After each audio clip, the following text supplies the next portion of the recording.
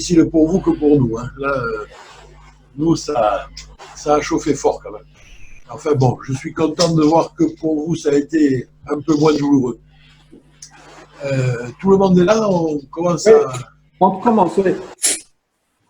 Bon, ben d'abord, je voulais vous remercier pour votre présence et puis surtout ce qui est un peu important à dire, c'est le pourquoi de l'AFMASOM, ce qu'on en avait parlé souvent, mais je crois que c'est bien de le rappeler. Avec Mohamed, on avait décidé de faire cette association pour que les gens puissent se rencontrer et puis surtout que les gens de différentes spécialités qui touchent au sommeil se rencontrent. Parce qu'on voit bien que le sommeil touche de multiples spécialités et que ces gens souvent vivent à part, chacun dans leur coin, et que les neurologues discutent peu avec les pneumologues pas beaucoup avec les ORL.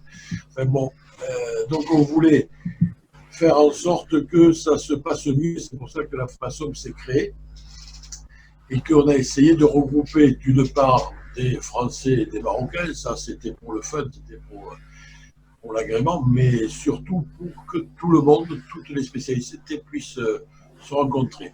Et le travail de Mohamed qui a été de faire un congrès avec réunissant toutes les spécialités, je crois que c'est un franc succès, puis c'est bien que les gens se rencontrent comme ça. Alors, on va, je pense, essayer de continuer, je ne sais pas comment et je ne sais pas quand, parce que vous savez que le congrès AFMASOM de cette année, bon, ben, il n'a pas pu avoir lieu. Je ne sais pas, il faudra qu'on en discute avec Mohamed, je ne sais pas quand est-ce qu'on peut le reporter. C'est difficile un peu parce que nous, on a des problèmes chez nous avec les sponsors qui nous disent clairement que les médecins qui sont arrêtés pendant en fait 2 mois ne vont pas reprendre spontanément comme ça et ne pourront pas repartir dès le mois de septembre en congrès. Donc, je crois qu'il va peut-être falloir faire une année blanche. On va voir. De toute façon, on a ce lien avec les webinars qui sont bien, qu'on peut certainement développer. On peut peut-être le développer de façon un peu plus large, c'est-à-dire que ce soit vraiment l'AFMASOM dans son ensemble qui participe, et que nous, en France, on est en train même de réfléchir à faire au moins pour partie un web congrès pour le CPLF, parce que personne ne peut donner une visibilité à distance de ce qui va se passer. Personne ne sait s'il y aura une deuxième vague, si le virus va devenir saisonnier. Donc, c'est très compliqué à organiser parce qu'il faut retenir des hôtels à l'avance et annuler au dernier moment, ce qui nous est arrivé pour le JPRS. Ça a été difficile et douloureux. Donc, on voudrait l'éviter et s'assurer peut-être de l'utilisation plus large du web. Voilà. Donc ça, c'est hypothétique. Après, ben, je n'ai pas grand-chose à dire de plus, si ce n'est que j'espère bien qu'on va faire continuer le congrès et puis ces webinars régulièrement, parce que je pense que c'est un bon moyen. Alors après, en introduction de la discussion, je crois qu'il y a une chose qu'il faut, et que je vous ai dit et redit, je crois que le sommeil est quelque chose qui va être mourant rapidement, enfin tel qu'on le conçoit. Mourant rapidement, disons dans plusieurs années. Vous savez que je vous ai dit depuis longtemps que le comptage de l'apnée du sommeil qui fait, oh, elle ne fait pas 10 secondes, ou il n'y a pas une désaturation, tout ça, c'est nul. Ça ne correspond à rien. Tout ce qui avait été prévu, calculé pour la lecture, etc., ça date de 70 ans, ça n'a plus de valeur. Et actuellement, on voit sur le marché des gens qui commencent à se positionner avec du matériel tout bête qu'on met sous le lit et qui va dire s'il y a des apnées ou non. Alors, ce n'est pas encore finalisé complètement, mais ils sont à l'étude et les comparatifs donnent de très bons résultats. C'est... Ah, oh là là. Là, je vois des... Oui, vas-y. Ça revient. Ça revient. Oui, donc je crois qu'il faut se préparer à ça. C'est-à-dire que je pense que dans quelques années, bien sûr qu'il y a des problèmes politiques à la clé, il faudra qu'ils fassent enregistrer leur système, mais tous ces systèmes se basent en fait sur une seule chose, qui sont les micro-éveils. Puisque eux ne mettent pas, ces enregistreurs ne mettent pas de lunettes, ne mettent pas de thermistance, etc. En fait, ils calculent les apnées à partir de plusieurs éléments qui sont les mouvements du flux. Il y a quelqu'un qui m'appelle depuis. J'ai un téléphone du Maroc. Écoutez, il rappellera. Donc je pense que ce qui est important à comprendre, c'est que les paramètres de lecture vont changer. C'est-à-dire qu'on va s'appuyer beaucoup sur les micro-éveils, qui correspondent forcément à des apnées. Il n'y a pas d'autre chose qui peut faire du micro-éveil. Vous avez la pétismographie de pouls qui va pouvoir aussi donner une validité à ça.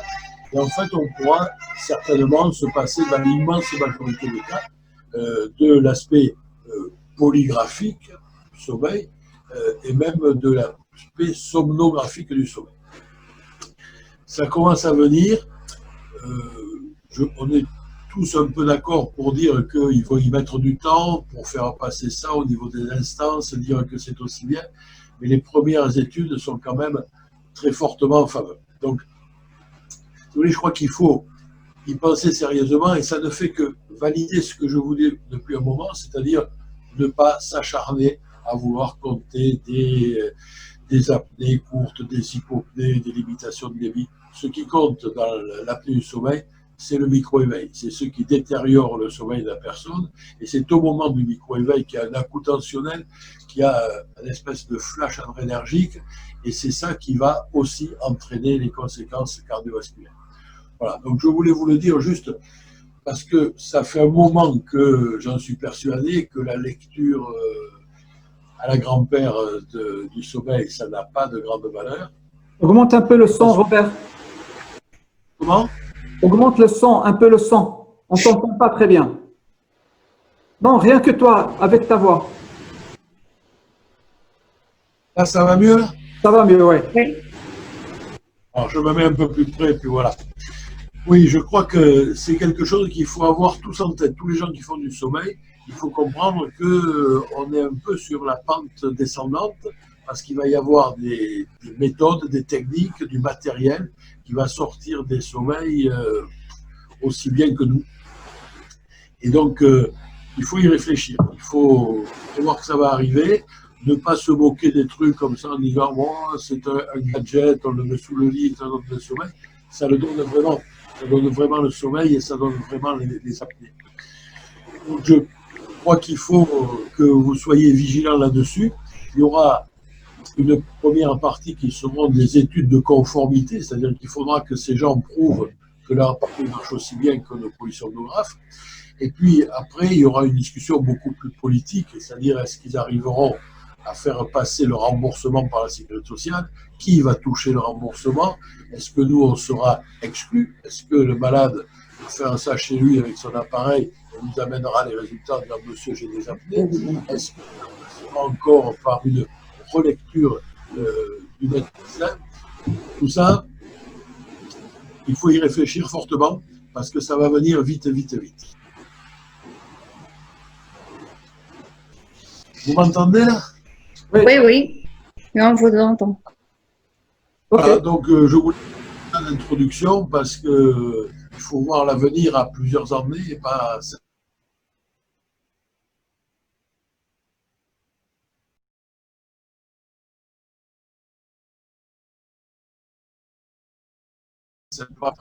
J'ai vu pour les prochains webinaires, il y aurait, donc tu l'avais, on aurait Bruno Stack qui nous parlera du Covid, enfin pas du Covid, il nous parlera du sommeil, des enregistrements de sommeil à l'époque du Covid, qu'est-ce qu'il faut faire, pas faire, etc. Quelles sont les recommandations. Et puis, troisième chose, il y aura donc sur l'enfant, dans le cadre un peu de la Patros, la façon de la Patros, ça sera le 24. Donc l'autre sera le 17, hein, mais c'est bien ça. Oui. Hein? Exact, Le 17, c'est Bruno Stack, qui est notre président du syndicat, qui nous prendra parce que ça a été une période un peu chaude avec nos universitaires, qui eux-mêmes ne font jamais de sommeil, et ont commencé à édicter des règles absolument injouables. Sans base réelle, parce qu'il n'y a pas d'études réelles là-dessus. Ils ont commencé à dire que même dans les petits sismographes, il pouvait rester du virus. Bon, ça, avec les filtres, on a eu la confirmation que les filtres arrêtaient le virus. Après, ils nous ont dit que quand on mettait des capteurs pour la polysomnographie, les lunettes, le virus passait. Bon, on a mis des filtres, là aussi, qui assurent le coup. À un moment, ils ont dit qu'il fallait, quand on avait fait un enregistrement, mettre le matériel dans un sac poubelle, le fermer et le laisser 72 heures. Alors là, on a un peu craqué. On a eu des réunions un peu virulentes en leur disant qu'alors, au début, ils avaient mis, ils s'étaient mis la SFRMS, la SPLF, ils avaient parlé de recommandations. On leur a dit que des recommandations, ça se basait sur des études et que des études, ils n'en avaient aucune.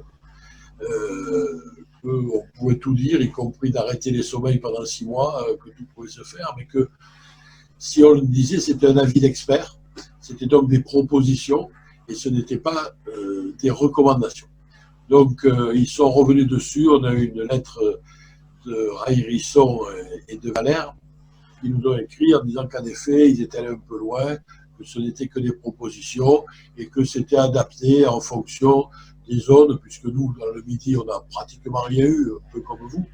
Et c'est vrai que c'est peut-être pas pareil quand on est en Moselle, où ils ont eu des milliers de cas et une permanence du virus beaucoup plus importante.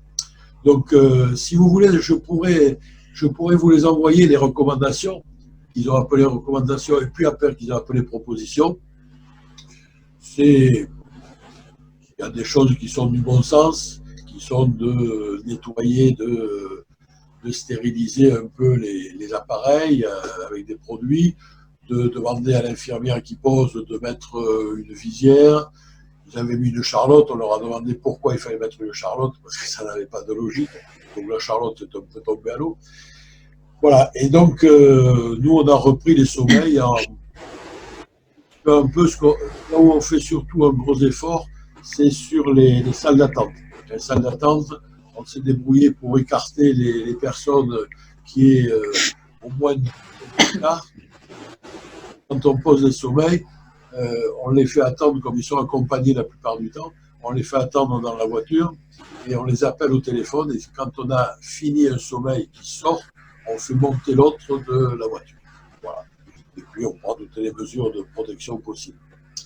Mais bon, il y a quand même un argument fort pour moi. Nous, on a confiné le 17 mars. Le virus tournait depuis février, mi-février, c'est-à-dire pendant un mois, il n'y a pas eu de confinement. Pendant un mois, tous les pneumologues ORL de France et de Navarre ont enregistré des sommeils. Et jusqu'à présent, on n'a jamais vu un cluster qui soit sorti d'un hôpital ou d'un cabinet médical. Ils sont sortis des réunions évangéliques et des choses comme ça, mais pas de chez nous. Donc je crois que là-dessus, il n'y a pas eu de grosse inquiétude. Voilà, ben écoutez, après, je vous écoute. Hein. D'accord. Bonsoir tout le monde. Bon Ramadan. Merci beaucoup à Dr Clavel pour cette introduction. Je porte à votre connaissance que Dr Clavel, c'est un pneumologue libéral à Montpellier qui s'intéresse énormément à la pathologie de sommeil, surtout chez l'enfant. Merci beaucoup, Dr Clavel. Sans trop tarder, je passe la parole à Dr Ibrahimi qui va nous parler du syndrome d'apnée de sommeil, du diagnostic au traitement. À vous la parole, Dr Ibrahimi. Bonjour, je vais essayer de partager l'écran avec vous sur ma présentation.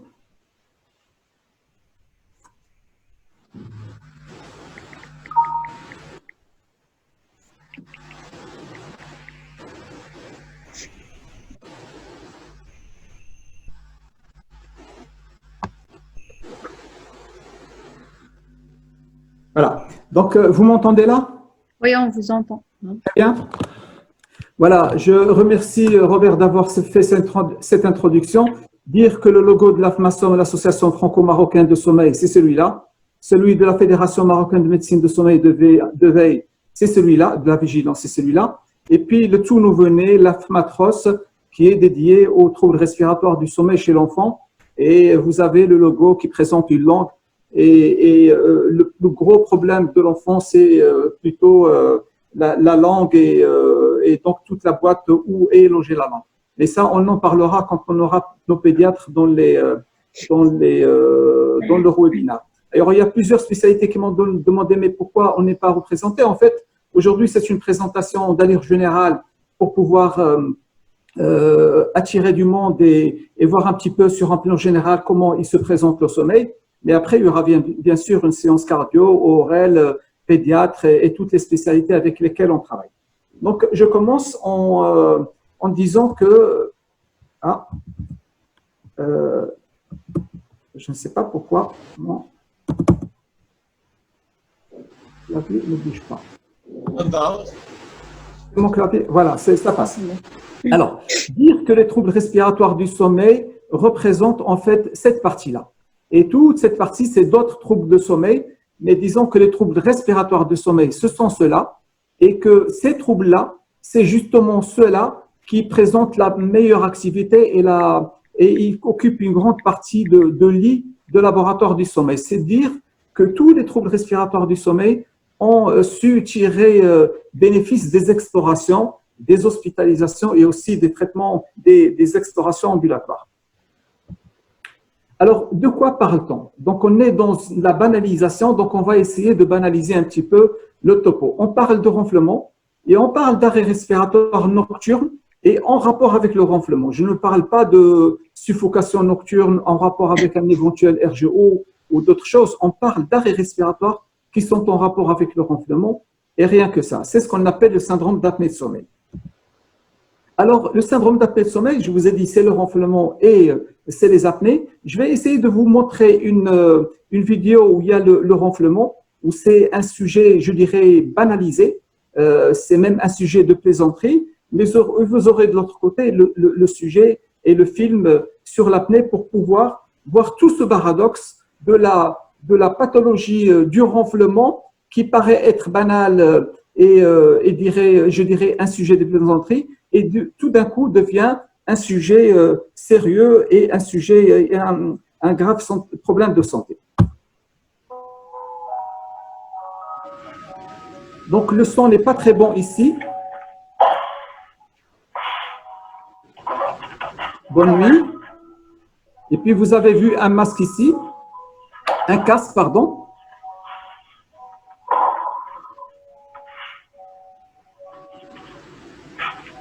Un rouleau de pâtisserie ici.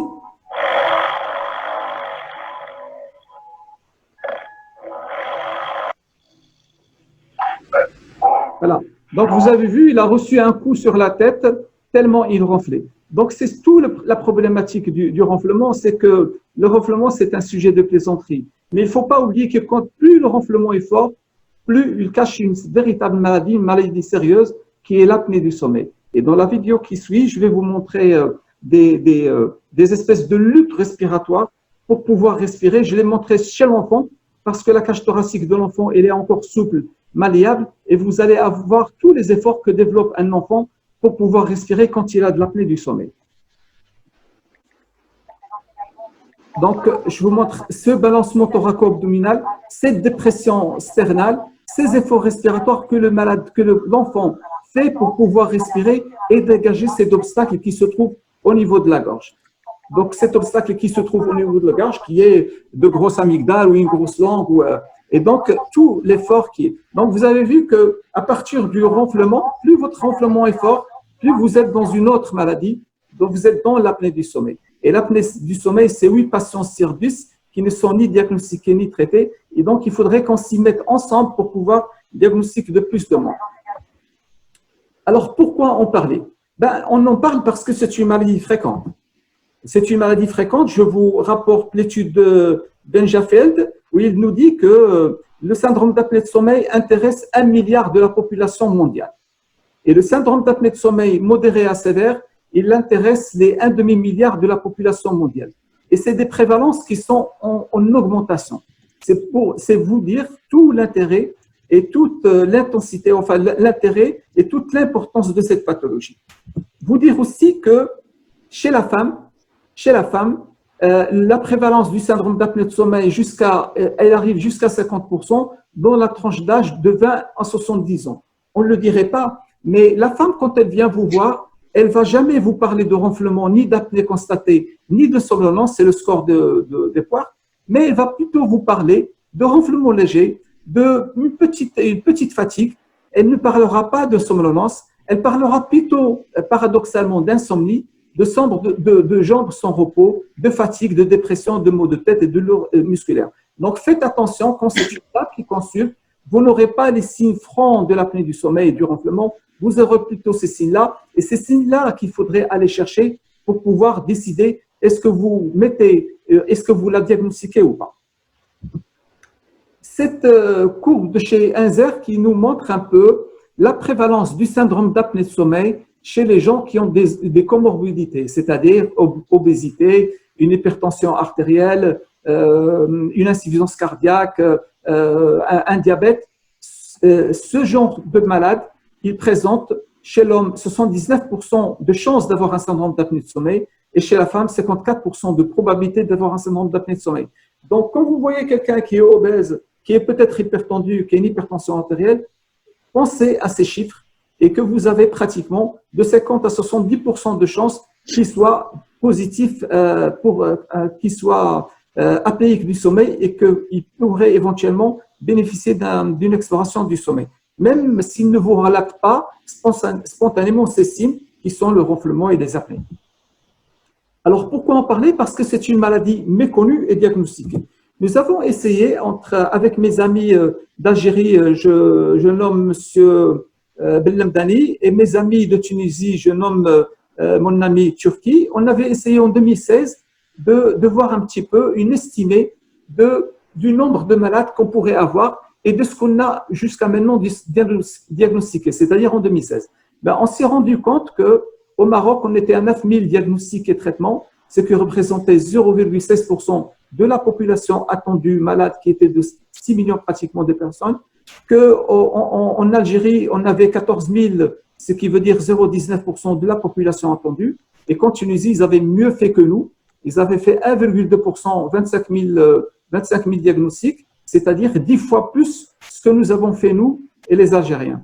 Donc, pourquoi? Parce qu'ils ont quand même une assurance généralisée, mais surtout parce qu'ils vont au plus utile et au plus simple. Ils font des polygraphies au lieu de faire des polysomnographies, et je vous en dirai un mot tout à l'heure. Alors, pourquoi en parler? Parce qu'elle représente un risque, la maladie représente un risque grave pour la santé. Parce que quand vous avez un syndrome d'apnée de sommeil, vous avez un risque de survenue d'un accident de la route qui est multiplié par 3, un risque de survenue d'un accident cardiovasculaire multiplié par 3 et un risque de développer une hypertension artérielle multiplié par 3, une dépression, une irritabilité. En plus, c'est une maladie qui est méconnue. 80% des gens ne sont pas connus avoir un syndrome d'apnée de sommeil et donc il faudrait qu'on y pense, qu'on y réfléchisse et qu'on essaie de chercher ces signes qui vont nous permettre de dépister ces maladies. Quand on la compare aux comorbidités associées, on trouve le syndrome d'apnée de sommeil est associé à l'hypertension artérielle résistance dans 80% des cas, qu'il est associé à la obésité morbide dans 77% des cas, au diabète 50% des cas, à l'insuffisance cardiaque 50% des cas, à l'accident vasculaire cérébral 38%, l'hypertension artérielle simple 37% et la coronaropathie 31% des cas. Excusez-moi. Si je ne reprends que le cardiovasculaire sous une autre plaque, les troubles respiratoires du sommeil sont prévalents dans 80% des cas des hypertensions artérielles résistantes, dans 50% des cas de la fibrillation auriculaire, dans 49% des cas de l'insuffisance cardiaque, 35% d'hypertension et 30% des maladies coronariennes. Dites-vous de façon statistiquement qu'entre 80 et 30%, vous êtes à 50%. Donc, une salle d'attente de cardiologue devrait comporter 50% de population qui présente un syndrome d'apnée de sommeil. Ce qui est énorme. Ce qui est énorme, mais encore faut-il qu'on puisse y penser et proposer l'indication. Je vous montre ici pourquoi les affections cardiovasculaires sont assez fréquentes. Je vous montre cette vidéo. Pendant le sommeil, une respiration normale permet la libre circulation du flux d'air à travers le pharynx pour atteindre la trachée et les poumons.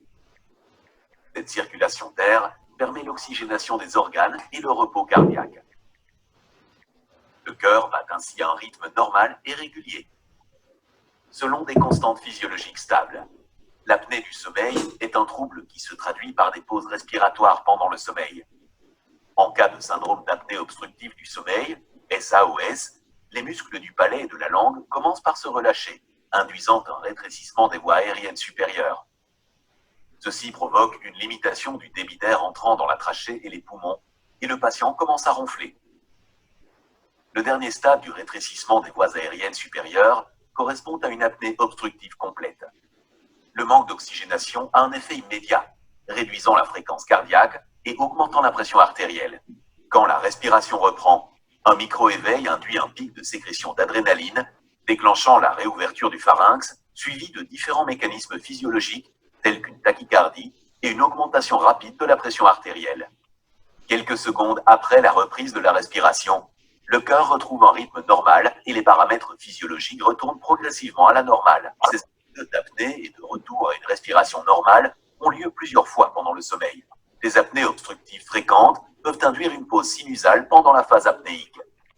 La répétition des apnées obstructives peut amener un trouble de la conduction dans l'oreillette gauche, causant une fibrillation auriculaire.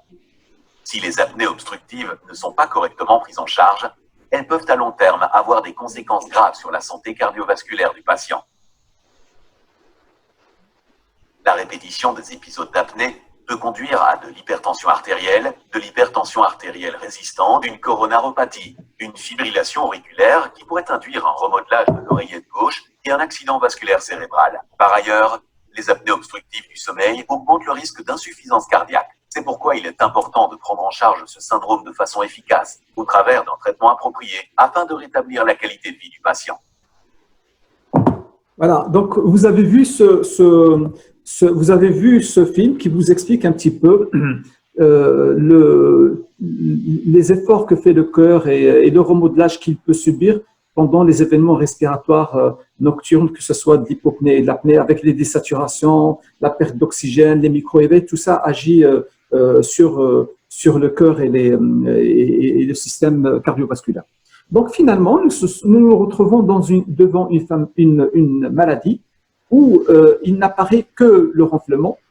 C'est la partie apparente de l'iceberg, mais en dessous, vous avez un véritable syndrome d'apnée de sommeil, une véritable bombe qui pourrait être associée à des accidents vasculaires cérébraux, des dépressions, qui peut être associée à de l'hypertension artérielle et de l'insuffisance coronarienne, qui peut être associée à des troubles métaboliques, une obésité, une insulino-résistance et un diabète avec dyslipidémie. Et tout ça chez un bonhomme ou une bonne femme qui sont très fatigués, qui sont très somnolents, qui présentent une nocturie et qui sont irritables. Donc, du symptôme simple qu'on a souvent, qui présente souvent un sujet de plaisanterie, eh ben, on se retrouve devant une vraie maladie. Et plus ce symptôme simple est très, très important et très sonore, plus la maladie est vraie et plus les apnées sont importantes. Donc, nous avons intérêt à prendre en considération ce symptôme capital qu'est le ronflement. Je vais essayer de dérouler tout le topo sur ce diagramme-là, en le remplissant petit à petit. Donc, nous avons parlé de l'épidémiologie, du sous-diagnostic où 8 patients sur 10 sont sous-diagnostiqués et un risque majeur sur la santé. Il y a une enquête de médecins généralistes qui a été faite entre 2002 et 2007 en France et qui montre que les médecins généralistes de 2002 à 2007 ont amélioré leurs compétences en pathologie de sommeil, c'est-à-dire qu'ils reconnaissaient plus les symptômes, beaucoup plus de symptômes, ils reconnaissaient les complications et citaient pas mal de traitements en 2007. Ce qui veut dire que, et puis maintenant en 2020, c'est des médecins généralistes qui prennent complètement en charge, depuis le dépistage jusqu'au diagnostic, traitement et suivi, leur malade. La pathologie du sommeil, c'est une pathologie transdisciplinaire. Nous sommes destinés à travailler tous ensemble dans cette pathologie. Le pédiatre va pouvoir penser au syndrome aux troubles respiratoires nocturnes de l'enfant devant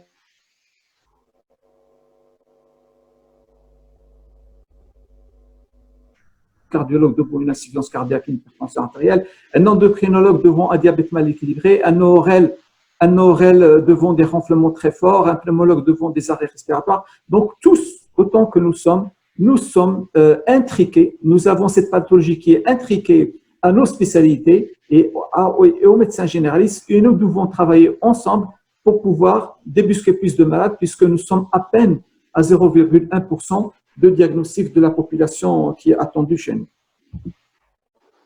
Donc, nous avons parlé du dépistage et de la prise en charge multidisciplinaire. Maintenant, on va parler des définitions. Et pour ce faire, je vous montre un peu comment se font les apnées la nuit quand la personne dort, surtout quand elle est en position dorsale, mais les positions aussi sur le côté droit et le côté gauche donnent ces effets. Vous avez un relâchement des muscles pharyngés postérieurs avec finalement une fermeture complète. Et jusqu'après, il y a une reprise de la respiration. Il vient de faire son apnée avec un micro-réveil et un réveil. Alors, pour scinder le mouvement qu'il a fait, au départ, il avait une respiration normale avec une courbe qui était normale. Après, il a commencé à aplatir parce que ça commençait à rétrécir ici. Il a commencé à aplatir sa courbe de débit. Après, il y avait de l'effort et du renflement sur cette courbe de débit. Après, on a eu l'arrêt. Donc ici, plutôt de l'hypopnée, ici, plutôt de l'apnée. Alors, l'apnée, qu'est-ce que c'est? L'apnée, c'est un arrêt respiratoire des débits aériens nasobuccaux pendant plus de 10 secondes. Pour ce faire, comment on enregistre et comment on a ces signaux, c'est que vous avez ici une canule nasale suffisante pour mesurer les débits et le renflement, la canule. Vous avez une ceinture thoracique et une ceinture abdominale qui vont mesurer les efforts respiratoires et vous avez un oxymètre ici. Et on se reprend ici. Ici, vous avez des désaturations, le malade qui désature fort. Là, je suis ici où la désaturation est importante et j'ai des arrêts, un arrêt, une reprise respiratoire avec un renflement, un arrêt, une reprise avec un renflement. De telle manière que des fois, vous avez des malades dont le renflement n'est que le signal de la reprise respiratoire. Autrement, tout le temps, ils sont en arrêt, en arrêt. Et vous avez vu ici les deux ceintures thoraciques et abdominales qui sont en opposition de phase, qui sont en train de lutter. Pardon. Je ne sais pas ce qui s'est passé. Partagez l'écran. Qui sont en train les ceintures thoraciques et abdominales qui sont en train de lutter pour pouvoir respirer. Rappelez-vous la vidéo de l'enfant qui luttait avec cette respiration paradoxale et ce mouvement balancement thoraco-abdominal, c'est la même chose ici, c'est retracé par ces ceintures. Donc, vous avez des efforts respiratoires. Généralement, dans 80% des cas, c'est ça que vous allez avoir. Vous allez avoir des apnées en rapport avec le renflement. Les apnées sans rapport avec le renflement, qu'on appelle les apnées centrales, où il n'y a pas d'effort au niveau des ceintures, elles sont présentes chez les insuffisants cardiaques, les accidents vasculaires cérébraux ou les malades qui sont sous-morphiniques, mais en fait, elles ne sont pas aussi fréquentes que ça. Et puis, vous avez les apnées mixtes, où vous avez l'arrêt qui est plutôt central au départ, après, il se continue en obstructif, et c'est généralement, on le traite de la même façon, cet aspect-là, que cet aspect. D'ailleurs, c'est le même malade qui, ici, j'étais là, il me faisait ce genre d'apnée, et ici, à la fin de nuit, il me faisait des apnées mixtes. Donc, les apnées mixtes qui sont centrales et obstructives, et les apnées obstructives se traitent de la même façon, se retrouvent chez les mêmes patients et représentent pratiquement 80% de la population de vos apnées. Donc, faites attention à ça, c'est très important.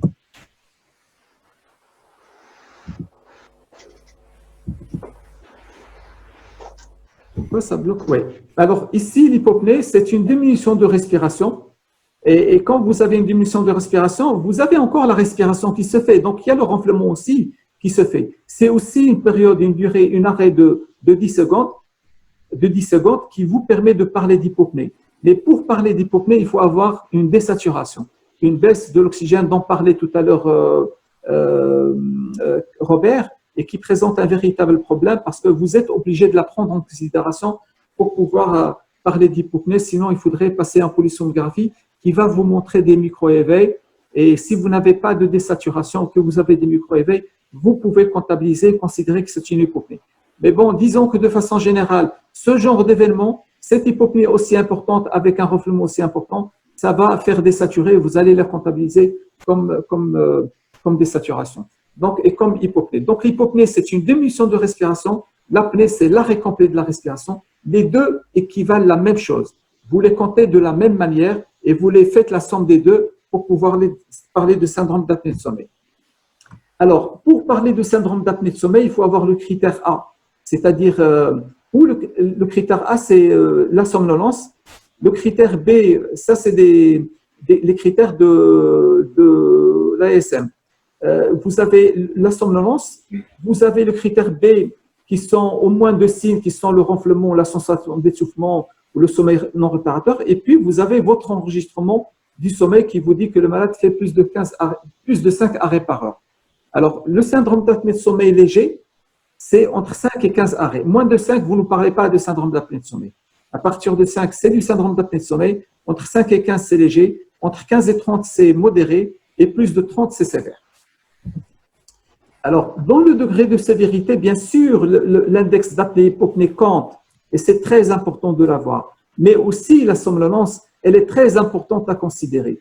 Imaginons que vous ayez un malade qui vous fait entre 15 et 30 arrêts. C'est un malade qui est modéré, qui présente un syndrome d'apnée de sommeil modéré. Mais si sa somnolence est sévère et que cette somnolence n'est pas expliquée par une autre pathologie, eh bien, le niveau de sévérité est défini par la composante la plus sévère. Donc, vous allez le considérer comme sévère et le traiter comme sévère par une CPAP, même s'il est modéré sur le nombre d'apnées-hypopnées. Donc, nous avons parlé des définitions. Maintenant, voilà, c'est bien beau tout ça. On sait ce que c'est l'apnée, combien d'heures, combien d'arrêts de respiration par heure, mais comment puis-je, moi, médecin qui ne suis peut-être pas spécialisé dans le sommeil, puisse identifier et dire, tiens, celui-là peut-être me fait un syndrome d'apnée de sommeil. Eh bien, identification et orientation, généralement, le malade qui est avisé, qui a des symptômes précis et qui a été sensibilisé par un médecin ou par la famille, vient vous voir pour vous dire, docteur, je ronfle, je suis somnolent et on me dit que je fais des apnées. Là, vous avez votre triade symptômes, aucun souci, vous faites votre exploration du sommeil, c'est un syndrome d'apnée de sommeil. Mais généralement, c'est quand même des malades qui sont triés sur les volets. Les malades qui nous échappent et qui échappent dans nos consultations, ce n'est pas ceux-là qui viennent vous parler de ronflement, de somnolence. C'est ceux qui viennent vous parler d'un angle incarné, qui viennent vous parler d'un crise d'asthme, qui viennent vous parler d'hypertension artérielle et qui viennent vous parler d'autres pathologies. Et comment vous allez-vous y penser? Eh bien, vous allez vous penser en retrouvant la triade terrain. C'est-à-dire que quand vous avez un malade qui vient vous voir avec un angle incarné, qui vient consulter pour ça, et que vous remarquez qu'il est plutôt obèse, qui vous dit qu'il a de l'hypertension artérielle éventuellement, et qu'éventuellement il a du diabète, et qu'éventuellement, quand vous l'avez examiné, vous avez trouvé, vous n'arrivez pas à avoir le fond de gorge et vous avez une grosse langue. Ce type de malade-là, vous devriez aller à la recherche et à la pêche des symptômes et lui demander, est-ce que vous ronflez? Est-ce que vous êtes somnolent? Est-ce que vous faites des apnées? Et là, vous serez surpris quand il vous dira oui, oui, oui. Alors que, au départ, il n'est pas venu vous parler de ça. Il est venu vous parler d'un angle incarné. Et c'est vous, quand vous avez vu qu'il était obèse, plutôt hypertendu, ou plutôt diabétique, ou alors simplement obèse. Je vous rappelle que l'obésité, elle est associée à 77% de syndrome, dans 77% des cas, elle est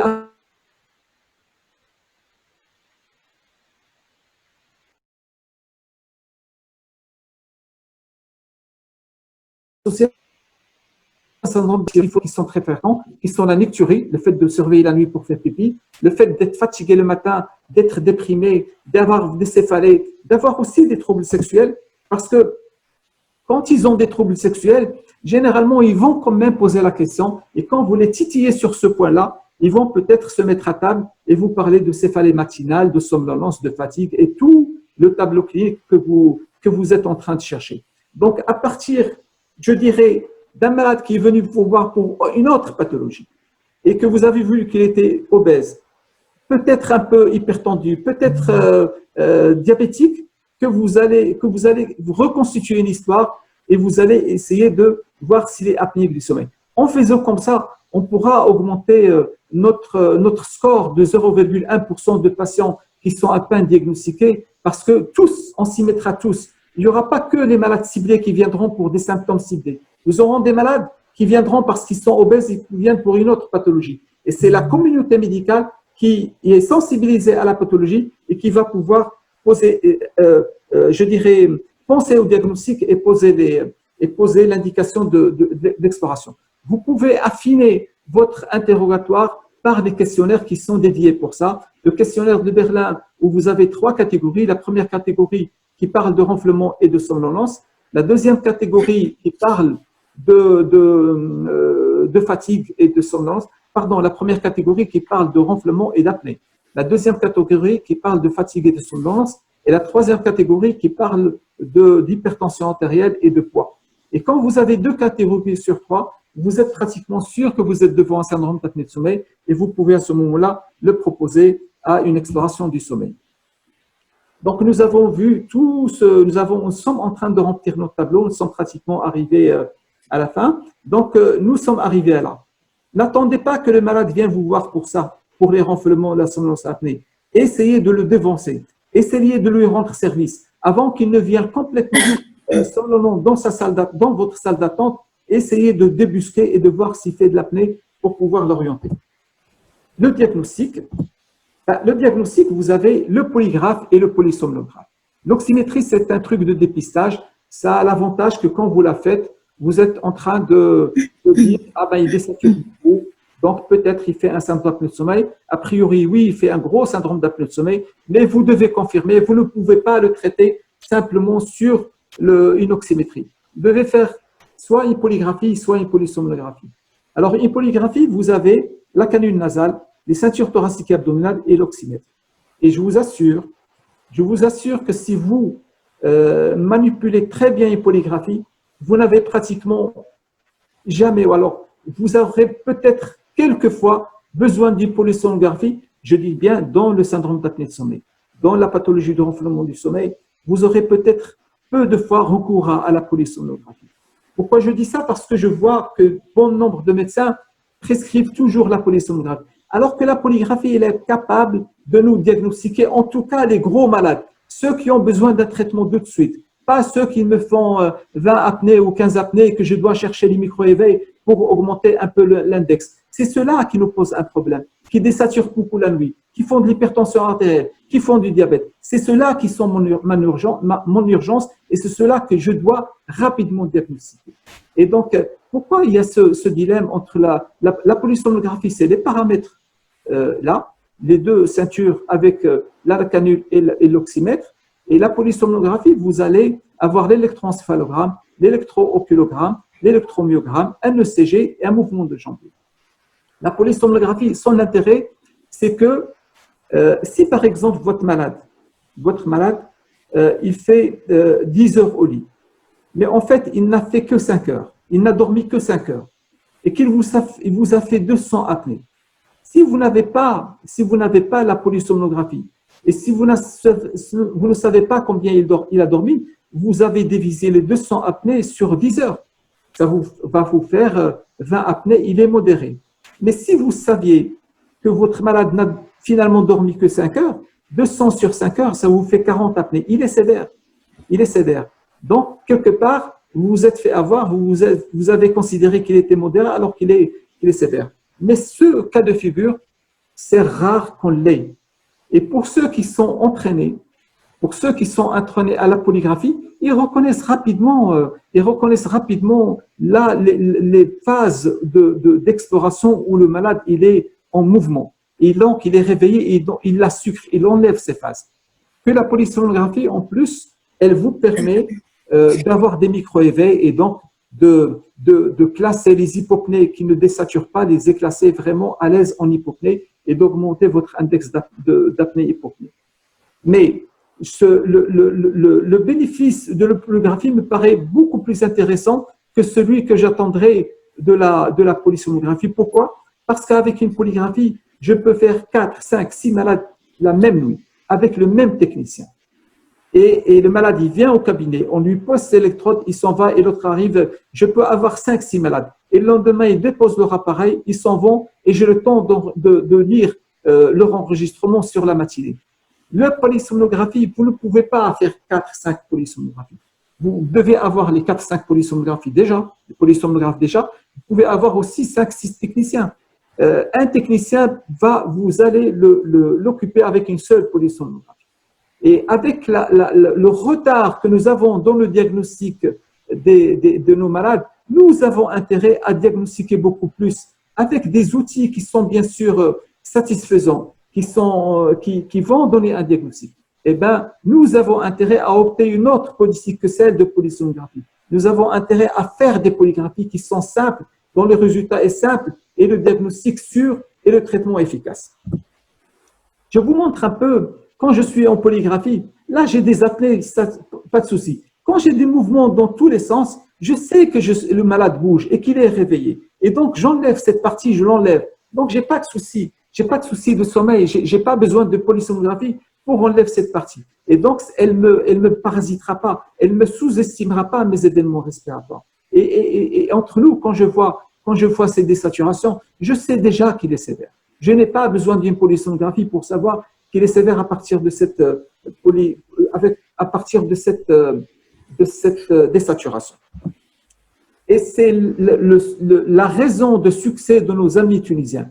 Nos amis tunisiens ils ont 80 laboratoires, 80 médecins qui font de la polygraphie en 2016, c'était 2016. 80 centres qui font de la polygraphie et 11 centres seulement qui faisaient de la polysomnographie. Ce qui explique qu'ils faisaient beaucoup de polygraphie, qu'ils ont diagnostiqué beaucoup plus de malades que nous. Les Algériens aussi font mention honorable puisqu'ils ont 7 polysomnographies pour 37 polygraphies. Mais nous, les Marocains, nous sommes vraiment à la traîne. Nous faisons pratiquement autant de polygraphie que de polysomnographie et nous avons intérêt à augmenter ça pour diagnostiquer beaucoup plus de malades et baisser peut-être ça parce qu'on n'a pas intérêt dans la pathologie du renflement et du sommeil. En tout cas, pour un premier examen, nous n'avons pas besoin d'une polysomnographie. Nous avons besoin de rendre service aux malades en ne l'embêtant pas avec beaucoup de fil et en faisant un diagnostic précis. Et si jamais je suis borderline, à ce moment-là, j'explique à mon malade, bon, bah, écoutez, la polygraphie n'a pas été suffisante, on passe à la polysomnographie. Mais franchement, c'est exceptionnel qu'on le fasse. Donc, nous avons vu les signes d'orientation et le diagnostic par polygraphie et par polysomnographie. Le traitement. Le traitement, c'est un traitement d'accompagnement, c'est la perte du poids, le sport. Bon, ça ne mange pas de pain. Vous pouvez le proposer chez des gens qui font du 12-10 apnées-hypopnées par heure, qui sont légers, qui n'ont pas besoin vraiment d'orthèse ou de CPAP. À la limite, oui. Ou alors s'ils ont une obstruction nasale ou de grosse amygdale, c'est produit par l'oreille. Au passage, je dirais que dans le traitement, la prise en charge orale, je la laisse dans la séance orale qui va être vue les prochains jours. Et donc, on ne parle pas du côté de chirurgie maxillofaciale et de tout ce que font nos amis ORL dans la prise en charge aussi bien diagnostique que thérapeutique du syndrome d'apnée de sommeil. La CPAP, c'est le traitement du syndrome d'apnée de sommeil sévère. L'orthèse d'avancée mandibulaire, c'est le traitement du syndrome d'apnée de sommeil modéré. Retenez ces deux premières lignes. La CPAP, je traite le syndrome d'apnée de sommeil sévère, plus de 30 apnées-hypopnées par heure. C'est surtout ça, et puis avec une somnolence. L'orthèse, c'est les malades qui sont modérés, qui sont 15 à 30 arrêts. Cela, je traite par orthèse. Ce n'est peut-être pas la peine que je lui fasse un traitement par CPAP. L'orthèse, comment elle fonctionne? Déjà, vous dire que l'observance de l'orthèse, elle est beaucoup plus importante que la CPAP. Que l'orthèse, elle est moins efficace malheureusement que la CPAP. On considère qu'avec l'orthèse, si vous faites, elle va vous réduire le nombre d'arrêts respiratoires de moitié jusqu'à 60%. C'est-à-dire que si votre malade fait du 20 apnées-hypopnées par heure, ben, il va descendre à 10, 8 apnées-hypopnées. C'est pourquoi il est considéré chez les modérés parce qu'elle arrive à le réduire et avoir un chiffre des environs de 10.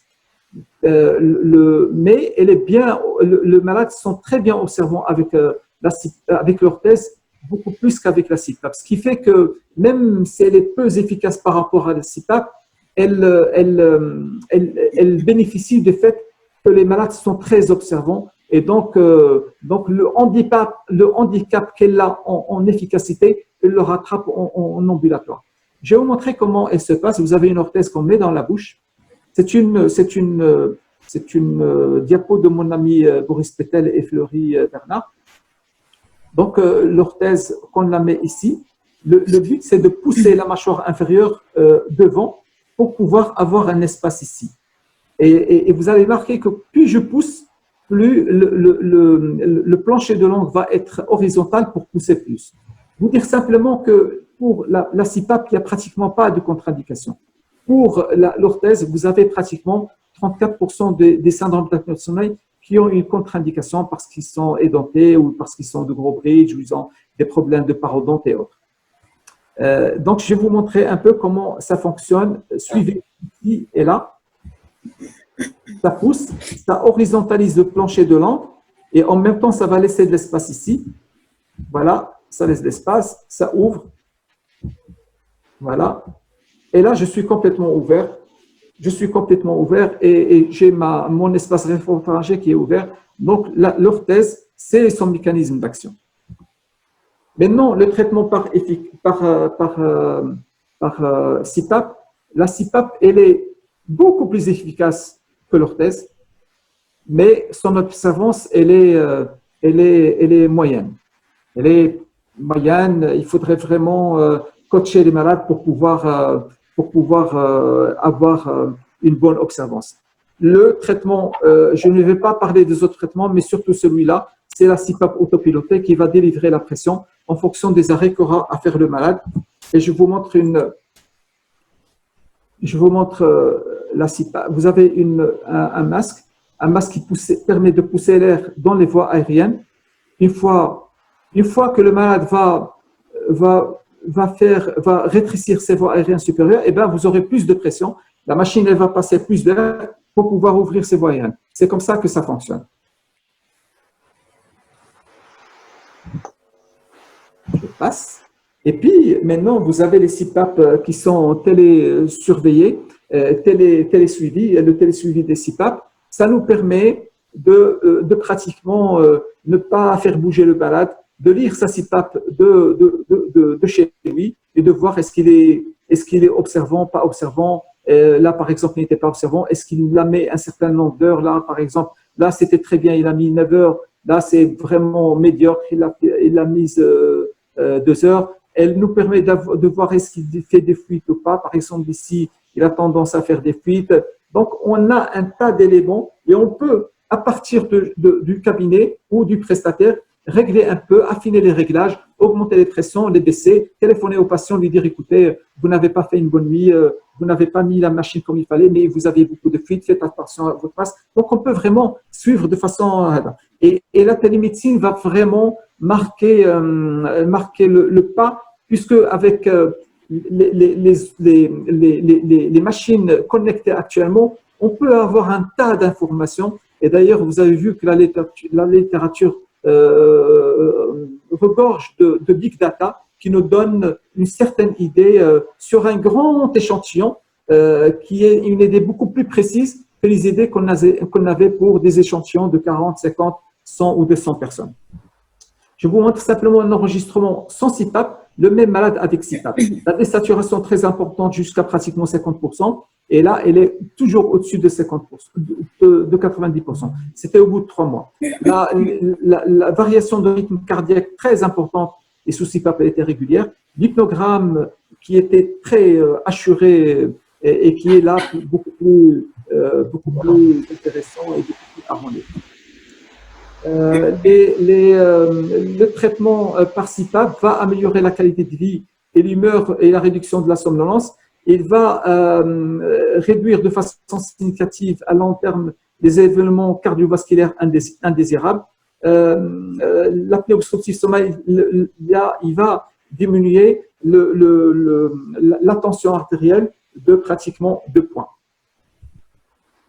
Donc, nous avons pratiquement fait le tour. Nous avons parlé de l'épidémiologie qui était variable en fonction des âges qui ont été considérés, en fonction des matériels qui ont été utilisés pour diagnostiquer.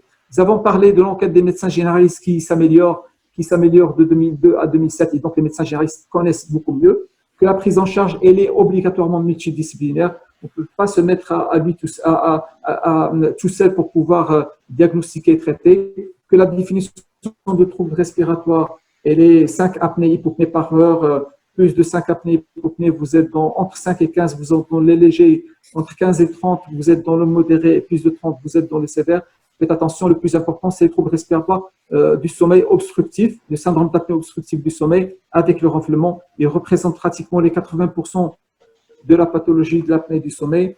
L'identification, les signes cliniques, les questionnaires, les triades renflement et les triades symptômes et la triade renflement. Le diagnostic par enregistrement, j'insiste encore, mettez-nous à la polygraphie. Oubliez s'il vous plaît la polysomnographie. Mettez-vous à la polygraphie, ça vous rendra service à vous, à votre malade et au nombre de diagnostics qu'on aura à faire. Le suivi avec une bonne observance, il faut aussi connaître, savoir lire la machine, voir un petit peu quand ça va pas. Quand le malade garde en port de la somnolence résiduelle, quelles sont les alternatives thérapeutiques quand le malade ne supporte pas sa CPAP? Vous avez peut-être intérêt à converger vers une orthèse. Donc tout ça, on l'aura par la suite.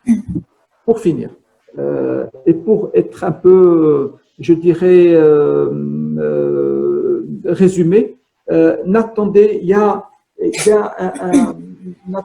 pas que le malade vienne vous… Bien sûr, la triade renflement, somnolence, apnée est très importante, mais n'attendez pas que le malade vienne vous en parler. Essayez de vous-même, vous lui en parler à partir du moment où vous constatez qu'il est obèse, qui fait le terrain de l'apnée.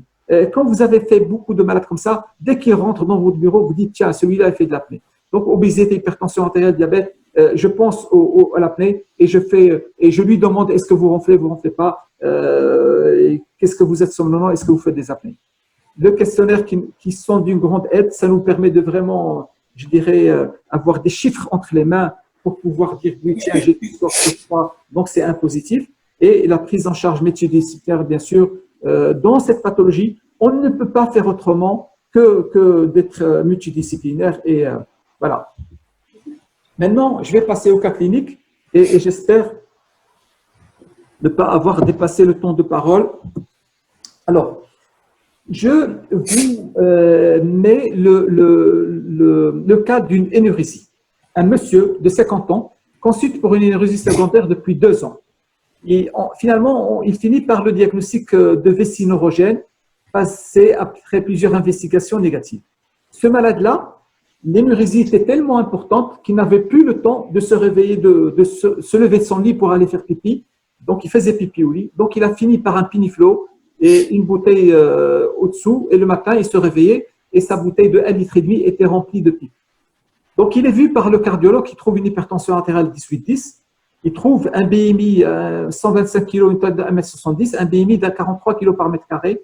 Il n'a pas de diabète. Il lui pose la question, vous avez vu, obésité, il n'a pas de diabète, mais il a une hypertension artérielle quand même. Il lui pose la question, est-ce que vous ronflez, somnolent, fatigue? Oui, oui, oui. Allez, on fait une exploration du sommeil et de ronflement. Donc, il suspecte un syndrome d'apnée de sommeil. Il lui fait faire une exploration des syndromes d'apnée du sommeil. Et qu'est-ce qu'il trouve? Il trouve que le malade, par une polygraphie, on n'avait pas besoin de parler à la polysomnographie. Il trouve qu'il fait 99 arrêts respiratoires par heure et qu'il perd 3 points d'oxygène 89 fois par heure, que la saturation minimale d'oxygène était de 62% et que la saturation était inférieure à 90% pendant les 80% du temps. On le traite par CPAP. Et on constate, la disparition de la somnolence et surtout la disparition de la necturie. Et je vous raconte l'anecdote parce que le lendemain, de la première nuit de traitement, le malade téléphone à son médecin, à son neurologue, en disant « Docteur, ce matin, plus une goutte d'urine dans la bouteille. » Et qu'est-ce que tu as fait? Je suis traité depuis hier par CPAP. Et c'est son médecin qui me téléphone en me disant, mais qu'est-ce que cette histoire? Tu traites tu donnes un traitement en haut et tu arrives à guérir en bas. Je dis, l'énurésie, je la connais, mais l'énurésie aussi handicapante que ça, je ne connaissais pas. Et d'ailleurs, je crois qu'il y avait peu de cas dans la littérature qui étaient obligés de mettre un péniflo pour pouvoir, parce qu'il salissait le lit à chaque fois. Encore que ce malade était un employé de banque et qu'il se trempait dans ses comptes, que sa vie sociale était complètement détruite. C'est quelqu'un qu'on voulu rendre ces services-là.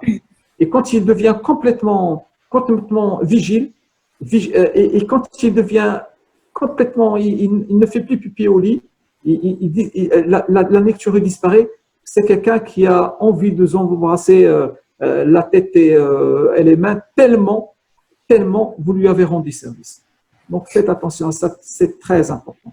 Et je vous montre un peu le nombre d'événements respiratoires, des arrêts qu'il faisait. Là, c'est un arrêt qui a duré 58 secondes, pratiquement une minute. Les désaturations, il désaturait de façon importante pendant toute la nuit. Je vous donne le cas de madame qui est suivie par son cardio pour une hypertension artérielle. Et depuis quelques jours, elle se plaint de céphalée, de bourdonnement d'oreille et l'hypertension artérielle 22-10. Son cardiologue lui donne 2 antihypertenseurs sur 3 semaines sans effet. Et c'est là où il pense à l'histoire de l'apnée et il lui demande le renflement de la somnolence naturelle. Cette dame n'est jamais venue voir son cardiologue pour du renflement de la somnolence naturelle. Elle est venue le voir pour une hypertension artérielle. Donc, c'est à nous, médecins, qui devons avoir le tic pour pouvoir dire, tiens, ça, je demande quand même s'il fait des apnées ou pas. Et la dame, elle n'était pas obèse. Elle avait 75 kg, 1m75, 25 kg par mètre carré. Mais elle avait un rétrognatisme et un menton fluent. Et les malades qui sont maigres, qui ont un rétrognatisme, ils peuvent vous faire des renflements beaucoup plus sonores que ceux qui ont une obésité. Et d'ailleurs, leurs renflements sont généralement qui datent de très longue date. Pourquoi? Parce que le rétrognatisme, il date de la naissance, il ne date pas de l'adolescence ou autre, ou parce qu'il a pris du poids. Donc, elle, on l'enregistre, elle fait un syndrome d'apnée de sommeil sévère, 38 arrêts respiratoires par heure, et désature 27 fois par heure, une saturation minimale de 82% pendant 8% du temps d'enregistrement. On traite par CPAP, évolution sur traitement, normalisation progressive de l'hypertension, sous un seul hypertenseur. C'est-à-dire que son médecin est passé à 2 antihypertenseurs, et quand elle a été traitée par l'apnée, il a régularisé sa tension sous un seul hypertenseur. Et c'est ça qu'on disait tout à l'heure, 80% des hypertensions artérielles sont secondaires, des hypertensions artérielles résistantes, des hypertensions artérielles résistantes sont secondaires à un SOS non traité. Voilà ce qu'elle nous faisait comme apnée. Elle désaturait aussi de façon importante, moins que l'autre monsieur, mais il y avait des hypopnées, des apnées, des reprises respiratoires avec des reprises de renflement. Cas clinique numéro 3. Enfant de 12 ans, hyperactif. Donc, c'est pour nos amis pédiatres. Hyperactif, il consulte pour un asthme, et c'est moi qui le vois. Il présente des sibilants expiratoires diffus, mais je vois le gars, il était respirateur buccal, des incisifs qui se projetaient en avant, une grosse langue, des yeux en amande, un palais ogival, un frein de langue. Et quand je lui pose la question, oui, c'est vrai, il ronfle beaucoup, il fait beaucoup de sueur la nuit, c'est sa maman qui raconte. On fait une polygraphie, syndrome d'apnée de sommeil sévère. Alors l'enfant, à partir de 5, on part de sévère, pas à partir de 30. À partir de 5, il est sévère, il perd 3 pintes d'oxygène 10 fois par heure, il a une saturation minimale de 84%. Pour qu'un enfant descende à 84% de saturation, c'est qu'il faut se réveiller très tôt. Et ce que la maladie, elle est vraiment très, très, très sévère. Et donc, c'est un enfant qu'il faut prendre en charge. Et donc, c'est un enfant à qui on l'a adressé pour une prise en charge ORL parce qu'il avait de grosses amygdales. Il avait aussi un palais ogival. Il avait besoin d'une prise en charge orthognatique, de kiné lingual, éventuellement de CPAP. Mais on l'a complètement perdu de vue. Je sais qu'il a été vu par l'ORL, qu'il a été opéré pour ses amygdales, mais il n'a plus repris contact. C'est cet enfant-là. Vous avez vu la position déjà, les incisifs, les respirations buccales, je ne vous montre pas les yeux, mais il avait des yeux en amande, les paupières qui chutaient, c'est ce qu'on appelle les yeux en amande. il avait cette position d'ordose. C'est une position et ce montant fuyant. C'est une position que prennent les malades quand ils ont des difficultés pour respirer, quand ils veulent respirer de l'air sans grand effort, ils prennent cette position-là de lordose et c'est le malade. Ils font même, je dirais, des troubles de statique parce qu'ils font un syndrome d'apnée de sommeil. D'ailleurs, vous aurez peut-être notre ami Claude Ferret qui va vous parler de la mandibule et de tous les problèmes que peut donner la mandibule avec la station et des enfants. Monsieur de 65 ans, insuffisance cardiaque sévère, consulte pour une somnolence, fatigue et notion d'apnée. Une polygraphie, on trouve un syndrome d'apnée de sommeil sévère, mais central, pas obstructif, avec un index de 32 arrêts respiratoires par heure. Il perd 3 points d'oxygène 20 fois par heure, une saturation minimale de 87% pendant 5% de l'enregistrement. Donc, nous avons vu le gars avec une énurésie obstructive. Nous avons vu la dame avec une hypertension artérielle. Nous avons vu la dame avec le rétrognatisme, l'enfant hyperactif. Et maintenant, nous avons le cardiaque qui se présente avec un syndrome d'apnée. Alors, tous les autres, c'était des obstructifs, des syndromes d'apnée obstructifs. Et celui-là, il est plutôt central. Ils sont peu nombreux, ceux-là, mais ils existent. Et il faut savoir les prendre en charge parce que ce genre de malade, avant de le traiter, il faut le renvoyer sur son cardio, qui lui fasse une échographie.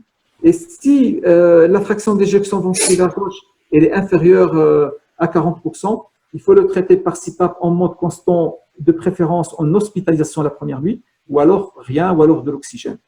Et si elle est supérieure à 40%, CPAP, on peut lui donner CPAP auto-asservi.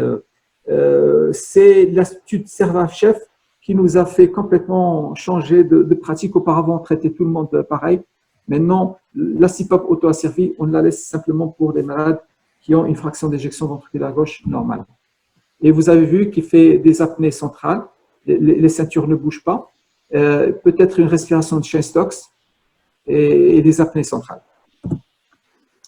Jeune femme, 32 ans, consulte pour renflement, 24 kg par mètre carré, fatigue sans somnolence. Donc, elle parle de fatigue et pas de somnolence, et pas de diabète, pas d'hypertension artérielle.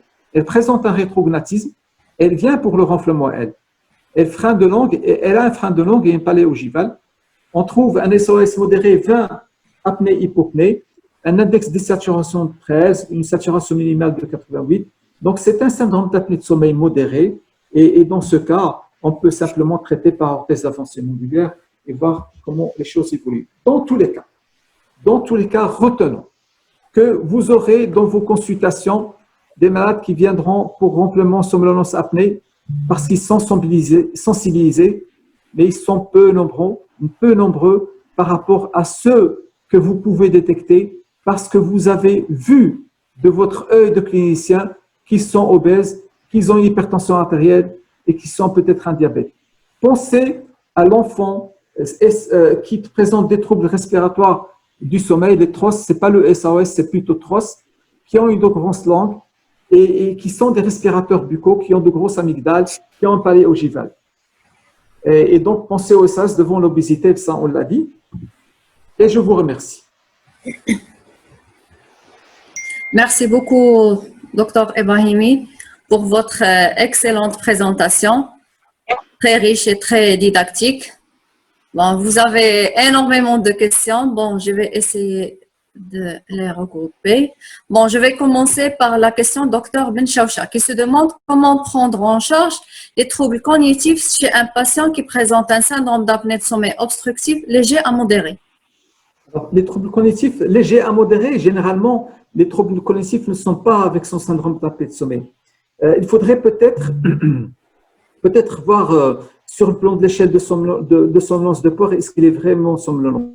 À partir du moment où il est modéré, peut-être qu'il faut le traiter déjà par orthèse et voir comment les choses évoluent. Je ne sais pas, il faut voir le contexte dans son contexte. Est-ce que modéré mais désature beaucoup la nuit? Est-ce qu'il ne présente pas d'autres pathologies qui peuvent expliquer ces troubles cognitifs? Mais en tout cas, si on dit simplement syndrome d'apnée de sommeil modéré à léger, généralement il y a peu de troubles cognitifs. Il y a un peu de somnolence dans le modéré qu'il faudrait bien sûr, je dirais, évaluer.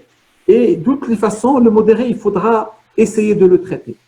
Mais franchement, les troubles cognitifs avec un index aussi bas, cherchez déjà s'il y a d'autres pathologies, sinon peut-être le mettre sur le modéré. Oui. D'accord, je vais passer à une autre question.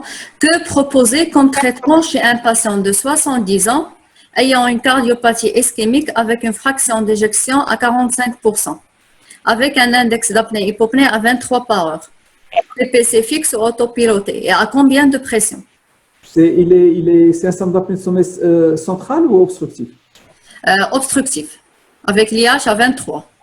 Alors, pour l'obstructif, il n'y a pas de. On peut traiter par CPAP, pas auto-asservi, mais CPAP et pas autopiloté, une CPAP constant.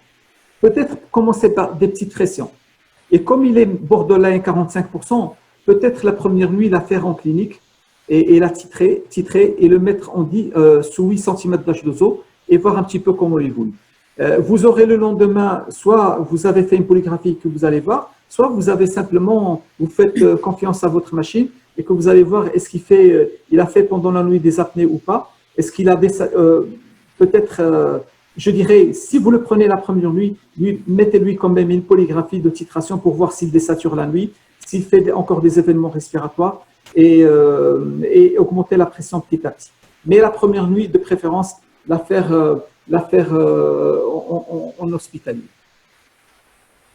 Bon, je vais passer à une remarque de notre ami Samy qui par plus de 2 millions de diabétiques au Maroc, la prévalence du SAS chez le diabétique type 2 varie de 20 à 50% selon les séries et jusqu'à 85% chez les diabétiques type 2 obèses.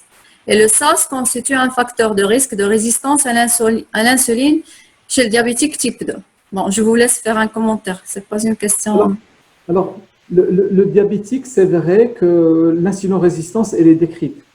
Et le traitement par CPAP arrive à contrôler cette insulinorésistance ou améliorer, je dirais, améliorer les chiffres glycémiques sans parler d'insulinorésistance, améliorer les chiffres glycémiques à partir du moment où j'enlève peut-être le partage d'écran pour qu'on puisse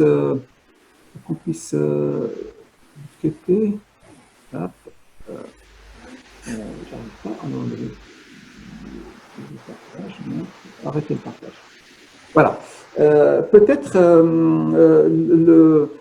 on sait que les malades qui sont traités de façon régulière, plus de 4 heures par jour, et qui étaient somnolents, et qui répondent à la CPAP, aussi bien sur le plan somnolence, et qui sont observants, ceux-là vont éventuellement améliorer leurs chiffres glycémiques.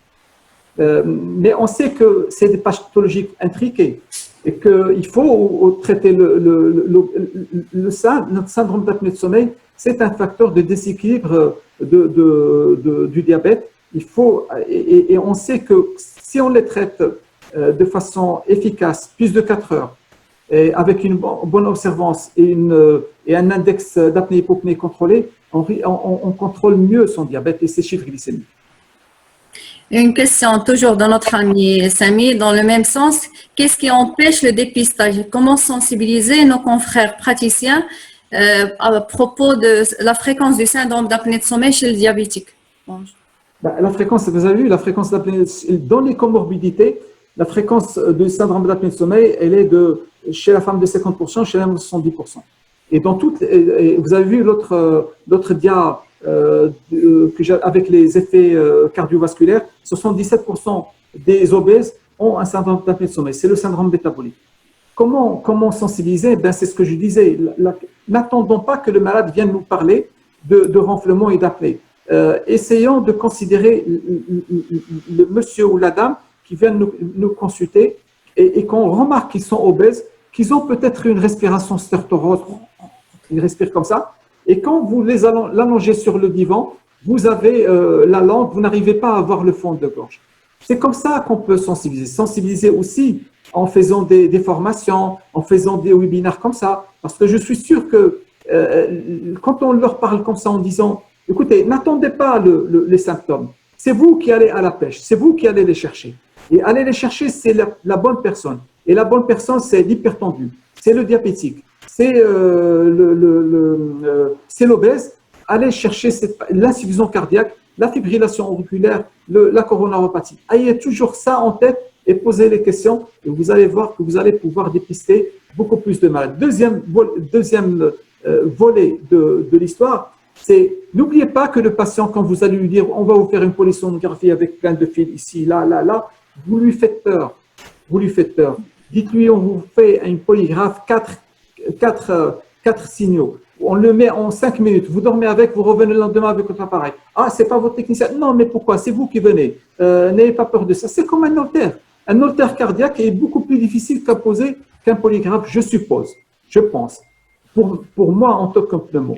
Donc, les holters tensionnels et rythmiques, pour les rues, pourquoi pas la polygraphie? Mettez-nous ensemble, demandons la polygraphie, vous allez voir qu'on va dépister beaucoup de moins. Bon, je passe à la question de Dr. Younes Jdia. Bon, elle est en anglais.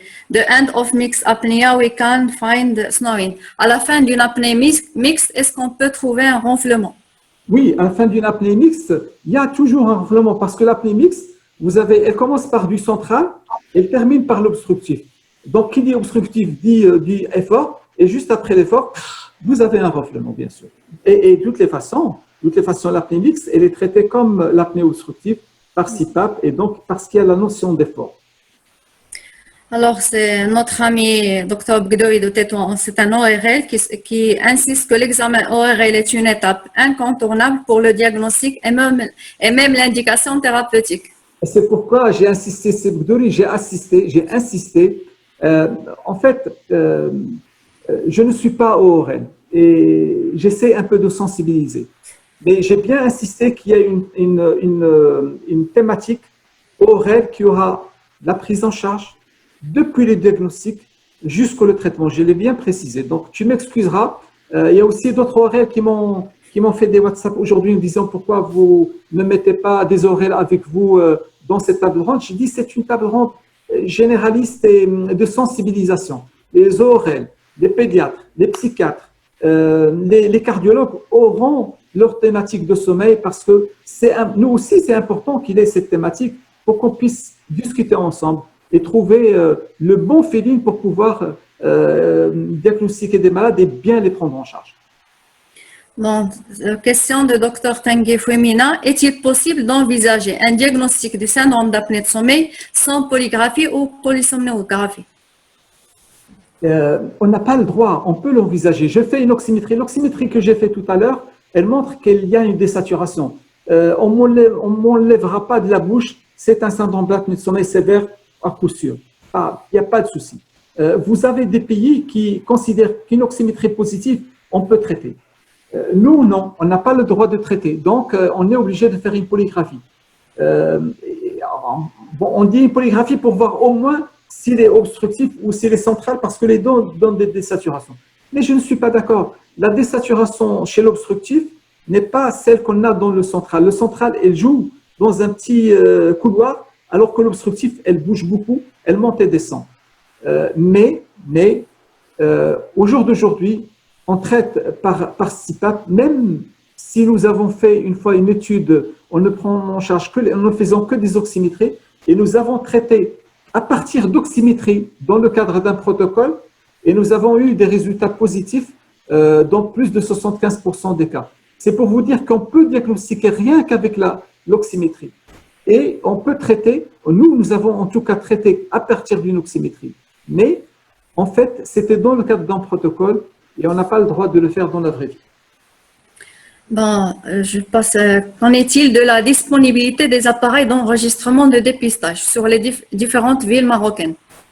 Alors, les dépistages, vous voulez parler de l'oxymétrie? Bon, je pense qu'ils veulent parler de la polygraphie ou la polysomnographie. La polygraphie, c'est un examen de diagnostic. Alors, si on doit dire vrai, il faudrait que les médecins prennent leur avenir en main. Il faudrait que les médecins arrêtent de téléphoner aux prestataires pour faire des polygraphies ou polysomnographies. C'est pourquoi j'insiste. La polygraphie, elle est simple à apprendre. Donc, c'était la même chose en France il y a quelques années. c'est les prestataires qui faisaient des polygraphies et polysomnographies pour les médecins. Maintenant, la donne a changé. Le prestataire n'a pas le droit en France de faire de la polygraphie pour le compte d'un médecin. C'est la même chose, et ça va arriver au Maroc. Et nous avons intérêt à, dès maintenant, ne pas laisser nos polygraphies aux prestataires. Le prestataire est là pour faire le traitement. Il peut faire un bon traitement. Et ils savent lire les machines, ils savent interpréter les données machines. Mais le diagnostic, c'est quelque chose qui appartient au médecin. Et c'est le médecin qui doit faire le diagnostic. Et alors, à partir du moment où j'ai deux examens, l'un qui est facile et que je peux utiliser, et l'autre qui est compliqué à utiliser, et j'ai besoin de techniciens ceci, cela, ben j'utilise le plus facile, le polygraphe. Je commence par le polygraphe. Et quand j'aurai quand j'aurai appris à utiliser mon polygraphe, à ce moment-là, je peux passer à la polysomnographie. Donc, prenons-nous en charge. Mettons-nous sur la polygraphie et vous allez voir que c'est le médecin qui va faire des polygraphies et que c'est le médecin qui va les interpréter et c'est le médecin qui va demander et traiter. Bon, je passe à la remarque de notre ami Dr Rami qui approuve votre remarque d'insister sur le fait de faire la polygraphie versus la polysomnographie. C'est Rami, bonsoir. Bon, je passe à la question Dr Younes Jdia, bon, toujours en anglais. If we have a patient with DIH 5, et si je vais traduire en français, comme ça le message passera. Si on a un patient avec un syndrome, un IH à 5 par heure, son renflement il est tellement bruyant, est-ce qu'on pourra lui proposer un traitement par orthèse ou par CPAP? Alors, ce que je dis à mes patients, si vraiment la demande est là, c'est-à-dire que le patient veut absolument avoir un traitement, il faut d'abord qu'il voit notre ami Aurel. Tiens, je rends hommage à notre ami de Tétouan. Il faut qu'il voit le Aurel. Si le Aurel trouve un obstacle de grosse amygdale, une déviation de cloison, je ne sais pas. S'il trouve un obstacle, il faut qu'il commence par ça. Sinon, s'il n'y a pas d'obstacle et que le renflement est vraiment dérangeant, à 5 événements par heure, je dirais une orthèse. Pourquoi pas une orthèse? Oui, une orthèse d'avancée modulaire pourrait lui régler le problème. Bon, docteur Abdellatif Darif qui se pose la question, quelle relation entre syndrome d'apnée de sommeil, écolopathie fonctionnelle et aérocolie? Je ne sais pas. Peut-être le syndrome d'apnée de sommeil, à partir du moment où vous ne dormez pas bien, que vous êtes fatigué, que votre système nerveux est complètement déglingué, peut-être que parce que votre système nerveux est complètement fatigué, déglingué, que vous allez développer de la colopathie fonctionnelle et de la fatigue, comme vous développez des malaises. Nous avons vu des malades faire des malaises en pleine rue, simplement parce que ils sont tellement menés à bout pendant des années de fatigue et de non-sommeil, parce que le sommeil la nuit chez eux, c'est pas du sommeil, c'est un sommeil qui est très fragmenté et de très mauvaise qualité, donc ce qui fait que le matin, ils sont fatigués, déglingués. Et donc, je dirais que sur le plan psychologique, peut-être ça déclencherait des colopathies, comme ça déclenche et comme ça aide à avoir de la dépression et autres maladies psychosomatiques. Toujours question de notre ami Dr Darif. Qu'en est-il de la surmortalité rapportée pour les premières études de l'effet de la CPAP? Alors, la surmortalité pour la CPAP, elle a été rapportée, je pense qu'il veut parler de la CERVA-HF. Elle a été rapportée, il y avait déjà une étude COMPAP. L'étude COMPAP, elle voulait traiter une grosse, je ne me rappelle plus de l'étude en fait, mais les premiers résultats étaient quand même des résultats probants dans le sens où il y avait une amélioration de la qualité de vie. Ouais. Quand ils ont fait une étude ad hoc après, il s'est révélé qu'il fallait qu'il traite le syndrome d'apnée de sommeil central par auto-asservie, parce que l'auto-asservie était la mieux indiquée pour pouvoir traiter ces malades. Et donc, quand ils ont traité ces malades, ils se sont rendus compte que les malades qui avaient une fraction d'éjection inférieure à 40%, c'est des malades qui avaient une surmortalité. Et que l'essai a été rapidement stoppé parce qu'il y avait une surmortalité. À part ça, je ne connais pas d'essai où, à part celui-là où il y avait l'auto-asservie, je ne connais pas d'essai qui avait rapporté une surmortalité en rapport avec les traitements par CPAP.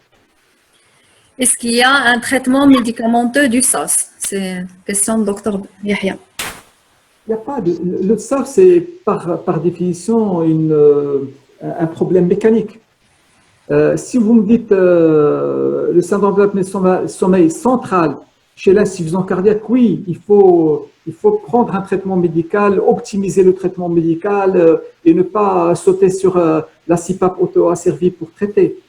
Mais dans le SARS, le syndrome d'apnée de sommeil obstructif, c'est plutôt de l'obstruction. C'est ici, c'est mécanique, donc il faut un traitement mécanique, soit orthèse, soit CPAP. Bon, je passe à Dr Kamel qui se demande quels sont les signes d'orientation d'un syndrome d'apnée de sommeil chez un enfant.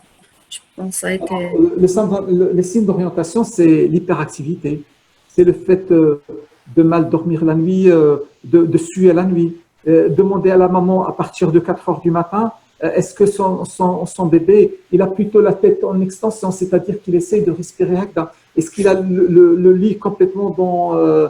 parce qu'il n'a pas arrêté de bouger pendant toute la nuit. Qu'est-ce qu'il y a comme autre signe?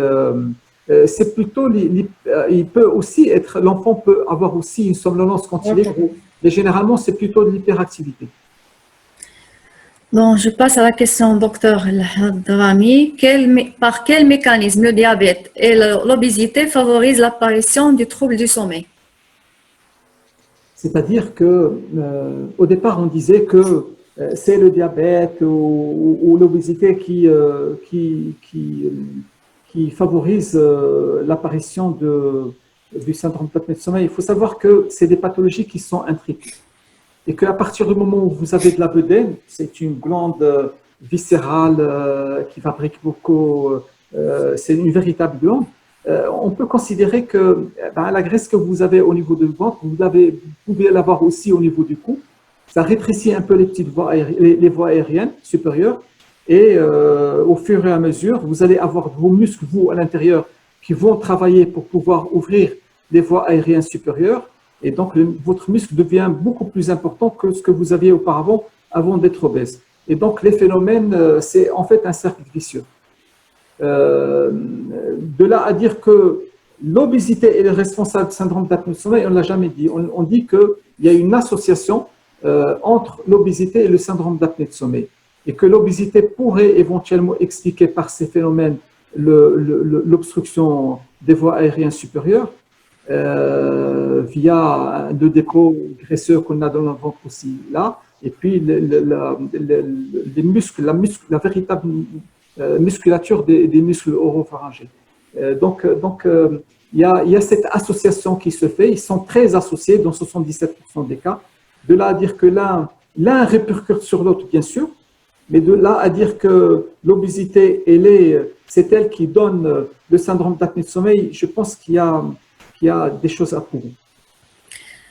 Bon, je passe à la question, Dr Najla Aghibi. Est-ce que l'orthèse et la CPAP sont-ils remboursés par l'ANAM ou l'assurance maladie obligatoire?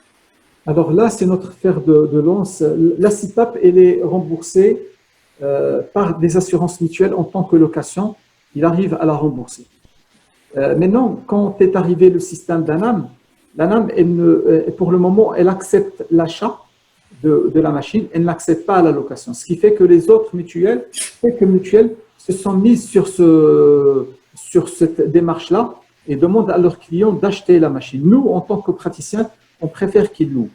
Ce qu'on fait généralement, c'est qu'on laisse le malade louer pendant 1 mois, 2 mois, et quand on voit qu'il est répondeur, à ce moment-là, on lui demande d'acheter la machine pour se faire rembourser par sa mutuelle. Bon, notre ami Dr Touili qui insiste sur le fait de penser au syndrome d'apnée de sommeil devant une HTA réfractaire au traitement et aussi devant des profils dépressifs. Oui, l'HTA, 80% des cas, résistant 80% des cas, on a de probabilité d'avoir le syndrome d'apnée de sommeil. La dépression, oui, aussi, bien sûr. Docteur Abdelilah Kakeb, c'est un médecin à traitement. Existe-t-il une relation entre le reflux gastro-œsophagien et le syndrome d'apnée de sommeil? Oui, c'est-à-dire que quand le malade fait des arrêts de respiration, la nuit, pour peu qu'il ait trop mangé le soir, quand vous faites des efforts respiratoires et que vous vous arrêtez, à un certain moment, vous allez faire et vous avez déclenché une dépression négative, donc ça va remonter. Et c'est ça que le malade, des fois, viendra vous raconter. Il vient vous dire, je me réveille et je sursaute de mon lit, j'ouvre la fenêtre et j'attends que ça passe parce que je suis bloqué. En fait, il a sursauté parce qu'il a fait le reflux, pas parce qu'il a fait l'apnée. Même si l'apnée a été l'élément déclencheur. Il a fait l'apnée, il avait l'estomac plein et donc le reflux a fait que ça a bloqué au niveau des cordes vocales et donc il s'est réveillé en suffoquant. Donc l'apnée était l'élément déclencheur, mais ce n'était pas la responsable de l'espèce de suffocation et d'aller vers la fenêtre pour pouvoir respirer. Donc il y a une raison de causalité, bien sûr. Oui. D'accord. Docteur Hamid Mziani se demande, en cas d'intolérance de la CPAP chez un enfant, est-ce qu'il faut faire un relais par l'orthèse d'avancement mandibulaire? Alors, l'enfant, la CPAP n'est pas un traitement, comme chez l'adulte, un traitement définitif. L'enfant, la CPAP, elle est prescrite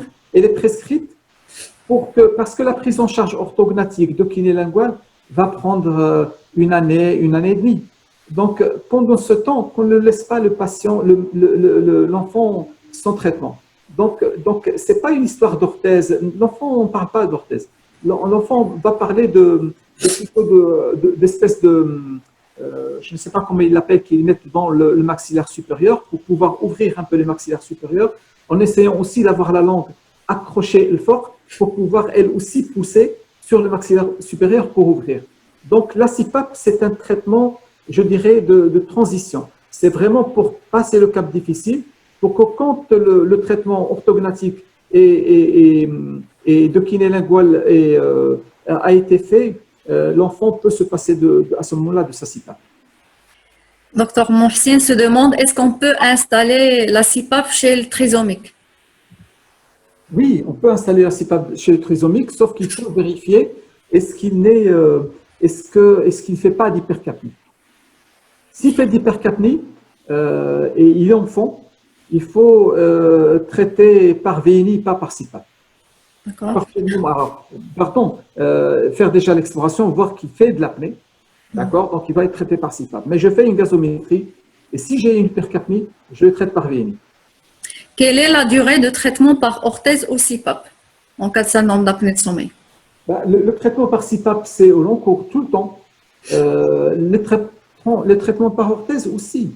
Sauf que l'orthèse, quand vous avez des jeunes de 20 ans, 25 ans, qui ont menton fuyant, qui sont, surtout chez la femme, qui est un peu dysmorphique par cette histoire de menton fuyant, que vous mettez l'orthèse et que ça marche très bien avec l'orthèse, et quand vous mettez l'orthèse et que ça bouge en avant, vous lui rectifiez un visage, je dirais, harmonieux, et elle se trouve belle avec ce visage. Là, à ce moment-là, elle a 25 ans, vous pouvez lui proposer une chirurgie bimaxillaire pour pouvoir avancer et donc, en même temps, la traiter sur le plan organique, mais aussi sur le plan esthétique. Là, je dirais oui pour la chirurgie maxillofaciale. D'accord. Notre ami docteur Leben se demande l'apport thérapeutique de la CPAP chez la femme enceinte. Nous avons des syndromes d'apnée de sommeil purement gravidiques, c'est-à-dire que la femme, elle va vous faire un syndrome d'apnée de sommeil à partir du moment où elle est enceinte. Et dès les 3 premiers mois de grossesse, elle commence à faire des apnées. Et nous avons eu, je pense au cabinet, deux patients comme ça. Donc, il faut les traiter. Et par enchantement, dès que la grossesse est passée, on fait une polygraphie 1 mois après, plus rien. Donc, c'est des femmes qui font du syndrome d'apnée de sommeil pendant la grossesse. Il faut les traiter parce qu'elles désaturent de façon importante. Elles peuvent déclencher des grossesses, comment on appelle ça, des grossesses gravidiques, c'est ça, enfin, une grossesse à haut risque. Et donc, déclencher plutôt. Donc, il vaut mieux les traiter. Il est obligatoire de les traiter. Je ne veux pas dire il vaut mieux, il est obligatoire de les traiter. Bon, je passe à Dr Tienisti qui se demande est-ce qu'on doit demander systématiquement une polygraphie chez un insuffisant cardiaque ou devant une HTA réfractaire au traitement? Bon, je pense. Pas de façon systématique, mais si vous avez des éléments en faveur, c'est-à-dire que le patient vous dit, oui, effectivement, je fais des arrêts de respiration, je suis fatigué le matin au réveil, je me réveille la nuit pour faire pipi, alors qu'il est bien traité. Son cardiologue vous dit, il a un traitement optimal. À ce moment-là, je pense à l'apnée. J'ai 50% de chance d'avoir un syndrome d'apnée de sommeil, donc c'est pile ou face. Je peux me tromper, je peux à la limite dire, oui, je le fais pour être sûr qu'il ne fait pas d'apnée. Mais il vaut mieux y aller avec des signes. Bon, docteur Hossein Belhaj qui se demande comment répondre à un patient chez lequel on a diagnostiqué un syndrome d'apnée de sommeil, on a indiqué la CPAP. Et le patient se demande est-ce que c'est un traitement à vie? Quelle est votre réponse? Ça dépend du degré de sévérité. Quelqu'un qui fait 32 arrêts respiratoires par heure, qui est obèse, je lui dirais, il y a des chances qu'on vous traite par CPAP et dès que vous allez essayer de perdre du poids. Et si vous arrivez à perdre du poids de façon importante, mais pas rapide, il faudrait perdre du poids sur pratiquement 2 ans. Il y a éventualité de vous traiter si jamais vous perdez un poids conséquent, tout en lui laissant entendre que peut-être ça ne marcherait pas. Mais il vaut mieux tenter. Mais sinon, généralement, c'est une maladie chronique qu'il faut traiter de façon chronique par CPAP, surtout les malades qui sont somnolents et les malades qui répondent très bien à la CPAP. Bon, notre ami de traitement, Dr Khalid Jaïdan, qui se demande est-il dangereux de prescrire des anxiolytiques ou hypnotiques pour les malades qui ont des apnées de sommeil? Les anxiolytiques, non. Quand ils sont traités ou sans traitement? Sans traitement, je suppose. Oui. Les anxiolytiques, les hypnotiques peuvent éventuellement aggraver leur apnée. Ceci dit, c'est des gens qui sont jeunes, peut-être. Il faut mesurer ça. Si c'est un jeune qui est en bonne forme, qui ne désature pas beaucoup et qui a besoin de son hypnotique, faites-lui une polygraphie pour voir si vraiment s'il fait un syndrome d'apnée de sommeil, traitez-le et donnez-lui son hypnotique. Est-ce que l'apnée peut être une maladie héréditaire? Nous avons des familles de personnes qui font de l'apnée du sommeil. Il y a une certaine composante héréditaire. Mais disons aussi que chez l'enfant, il y a Guillemenot, par exemple. Guillemenot, quand il y avait un adulte qui venait le voir, qui faisait un syndrome d'apnée de sommeil, et qui le regardait très bien, il avait une dysmorphie, et il disait au malade, moi je ne vous traite pas, ramenez-moi vos enfants, ou votre enfant, que je le vois, et s'il présente un syndrome d'apnée de sommeil, je le traite et je vous traite. Mais je ne vous traite pas tant que vous n'avez pas ramené votre enfant. C'est pour vous dire qu'il y a l'histoire génétique aussi, mais aussi l'histoire de troubles dysmorphiques héréditaires. Docteur Iman Benhima qui fait la remarque que les psychiatres aussi devraient être sensibilisés, surtout qu'ils peuvent prescrire des anxiolytiques pour gérer l'insomnie et aggravent le syndrome d'apnée de sommeil.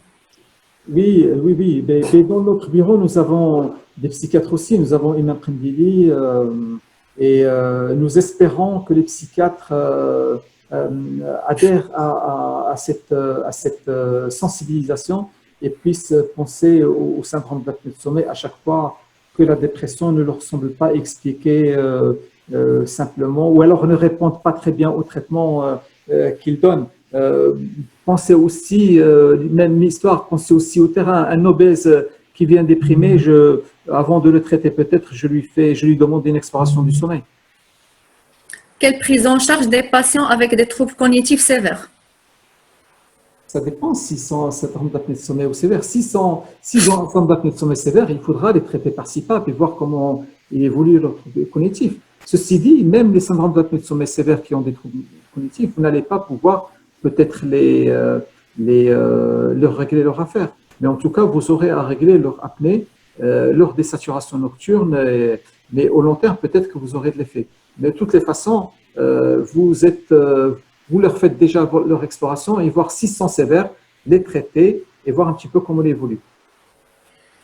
Quelle est la place de l'imagerie chez un patient ayant un syndrome d'apnée de sommeil? L'imagerie, peut-être chez l'enfant. Peut-être chez l'enfant, et ça, je laisserai Ferré en parler. Chez Boris Petel, peut-être quand il interviendra dans le côté oral, peut-être qu'il nous dira comme imagerie et dans quelle optique. Bon, docteur Abdel Hakim Oukaoum qui insiste que la chirurgie maxillofaciale est un grand apport pour cette pathologie du syndrome d'apnée de sommeil par la chirurgie orthognathique, la réduction de la langue, la réduction du voile, du palais, etc. Le Maroc dispose de médecins maxillofaciaux au niveau de toutes les régions du Maroc. Il faut penser à y collaborer. Je suis parfaitement d'accord. Oui. Et je sais que d'ailleurs, je l'ai dit tout à l'heure, pour les adolescents que vous allez traîner par orthèse pendant des années, en plus qui sont dysmorphiques, vous leur rendez service sur deux plans. Sur le plan de vous allez les guérir parce que la chirurgie, on sait qu'elle les guérit. À partir du moment où vous avez mis une orthèse et que l'orthèse, elle donne de l'effet, c'est que la chirurgie va donner de l'effet. La chirurgie maxillofaciale, j'entends. Et donc, vous réglez le problème d'apnée, mais vous réglez aussi le problème esthétique. Oui, je suis parfaitement d'accord et je m'inscris complètement avec les propos du confrère. Docteur Sama parle dans les AVC, parfois nous n'arrivons pas à trouver la cause. Souvent, il s'agit de fibrillation auriculaire paroxystique liée à un syndrome d'apnée de sommeil. Encore méconnu. Il faut continuer à sensibiliser les médecins. Bon. Exact. La CPAP et la maladie d'Alzheimer. Est-ce que c'est recommandé? Quel effet sur les troubles cognitifs? Quand vous avez un syndrome d'apnée de sommeil, traitez-le par la CPAP quand il est sévère. Maintenant, est-ce que vous allez lui rendre service? Peut-être. Peut-être. Et c'est pas sûr. Est-ce que la position de la tête n'a pas d'effet de soulagement sur le sas? On connaît les sas positionnels. Par exemple, quand vous faites votre exploration, vous avez quand même un certain nombre de malades qui vont faire de l'apnée uniquement dans la position dorsale et pas tellement du côté droit et du côté gauche. D'ailleurs, c'est pourquoi sont sortis ces traitements positionnels qu'on met dans le dos qui permettent aux malades de rester un peu sur le côté et pas complètement sur le dos. Donc, il y a un sas positionnel. Mais généralement, dans la pratique de tous les jours, ils font aussi bien, ils sont prédominants dans le dos. Mais aussi sur le côté droit et gauche, c'est bien qu'on les traite tous par CPAP. À moins, et là, l'autre chose dans la CPAP qu'il faudrait vraiment noter, c'est que quand ils sont uniquement positionnés sur le dos, vous pouvez les traiter par CPAP. Pourquoi? Parce que dès qu'il va se mettre sur le dos, la CPAP, elle va augmenter sa pression. Une fois sur le côté, la CPAP, elle baisse sa pression. Donc la CPAP ne travaillera de façon, je dirais, efficace que quand le malade est sur le dos. Et sur l'autre côté, il ne va pas faire d'apnée, donc elle ne donnera pas beaucoup de pression, ce qui est un facteur d'observance. Une machine qui ne donne pas beaucoup de pression pendant la nuit, le malade la supporte mieux que la machine qui donne tout le temps de la pression. Bon, docteur Yons Jdia se demande où on fait la première installation de la CPAP devant un syndrome d'apnée de sommeil sévère. Je pense qu'il se demande en ambulatoire ou en hospitalier. Oui, en ambulatoire, généralement, c'est le prestataire qui l'a fait. Mais en ambulatoire, généralement, ce qui se passe, c'est que le malade passe chez le prestataire, il a déjà un divan ou un lit. Il lui teste, c'est important, il lui teste les masques parce que l'interface entre la machine et le malade, c'est la CPAP. Et donc, quand il aura mis la CPAP, à ce moment-là, on voit est-ce qu'il supporte ce masque-là ou l'autre. Et donc, en fonction de ça, il juge. Comment on fait le choix entre masque nasal ou facial? Quels sont les critères du choix? C'est-à-dire que c'est le malade qui va choisir au final. Mais disons que nous, on préfère que ce soit le nasal parce que le nasal, il est plus physiologique. Il permet de pousser l'air dans le nez, que ça sort par le nez, la bouche est fermée et tout. Donc, c'est plutôt physiologique. Mais vous avez des malades qui ne supportent. Et au Maroc, ils sont beaucoup plus portés sur le facial que sur le nasal. Les malades préfèrent le facial. C'est pourquoi je vous disais qu'il faut lui tenter le narinaire, le nasal, le facial et voir lequel il choisit. Généralement, ils choisissent le facial. Bon, l'autre problème avec le facial, c'est plus vous allez pousser avec vos lacets, plus vous allez pousser la mâchoire derrière. Donc, vous aggravez quelque peu les pressions. Vous augmentez un peu les pressions de machine parce que vous faites encore de l'obstruction vous-même avec votre masque. Mais disons que nous avons quand même les malades au Maroc qui préfèrent le facial. Bon, docteur Moha se demande sur le fait de réaliser le polygraphie en cabinet de médecine générale. Oui, en fait, c'est plus simple que ça. La polygraphie, le malade vient, vous lui posez son polygraphe, il part, il revient avec et vous lisez son polygraphe. Alors, quand il dit médecine générale, il faut savoir que maintenant en France, c'est la médecine générale. Les médecins généralistes ne peuvent pas faire de polygraphie eux-mêmes, sauf s'ils disposent d'un DU ou d'une formation de sommeil. Mais c'est parfaitement possible. Hein. Tout médecin qui a fait une formation de sommeil peut faire de l'exploration du sommeil et de façon ambulatoire. Et puis, comme je vous disais tout à l'heure, nous avons besoin de médecins généralistes et de spécialistes qui font du sommeil parce que ça permettra de décompter un peu nos malades qui sont dans les listes d'attente parce que personne n'arrive à les diagnostiquer. Ils sont tellement nombreux, ils passent entre les mailles du filet parce qu'on n'a pas su poser la question quand on a vu la triade terrain. Bon, docteur Abdelhakim Okram, c'est plutôt une remarque. Il insiste sur le fait que la prise en charge du syndrome d'apnée de sommeil est plus multidisciplinaire, dont le chef d'orchestre et le pneumologue. Nous avons intérêt à créer des laboratoires de sommeil pour la gestion de cette maladie. Oui, tout à fait d'accord. Est-ce qu'un syndrome d'apnée de sommeil d'origine centrale est lui aussi fortement associé à la triade terrain, notamment l'obésité? Oui, le syndrome d'apnée de sommeil central, l'obésité aussi, mais aussi et surtout l'insuffisance cardiaque, l'accident vasculaire cérébral, les malades qui sont sous morphine. C'est surtout cela. Mais l'obésité aussi. Et d'ailleurs, les insuffisants cardiaques, ils peuvent aussi être obèses. Bon, je passe à la question. Professeur Mzien se demande, en principe, la continuité de la CPAP est recommandée, même chez un malade infecté par COVID-19. Un de mes patients, syndrome d'apnée de sommeil, était obligé d'arrêter sa CPAP durant l'hospitalisation, sur avis des médecins traitants. Qu'en pensez-vous? Oui, parce qu'en fait, quand il met sa CPAP dans l'hôpital, non, parce que quand il met sa CPAP, il y a une aérosolisation. Vous savez, il y a une fuite au niveau du masque, et cette fuite, elle se fait avec une certaine pression. Et donc, quand il est Covid, la fuite, elle va faire sortir du virus qui peut contaminer les autres. Notre ami Bruno Stack va nous parler de ça. C'est le 17 juin, va nous parler de la prise en charge du SAUS en période de Covid, quels sont les systèmes. D'ailleurs, on a vu dans la plateforme AFAPAT notre ami d'Espagne qui nous a montré un système. Oui, exactement là. Ouais, et donc on va en parler, on va discuter de comment gérer ces patients-là pendant la période Covid. Bon, docteur Abdeslam Aïdar se demande, la CPAP pour la plupart du temps est mal supportée. Dormir chaque soir avec un masque est parfois insupportable dans le cadre de vie du couple. On remplace le bruit du ronflement par la nuisance sonore de la CPAP. On ne nie pas l'intérêt de celle-ci, mais je crois qu'il faut l'humaniser davantage. Alors, la CPAP, c'est pas vrai qu'elle soit bruyante. Il faut Justement. les traquer. Les CPAP que nous avons maintenant, elles sont vraiment silencieuses. Et en tout cas, ça n'a aucun rapport avec le bruit que faisait le ronflement. La CPAP, on dit il faut 80% de port de cette CPAP, c'est-à-dire sur 10 jours, il faut la porter au moins 8 jours. Mais quand vous la portez 8 jours, il vaut mieux la porter 10 jours.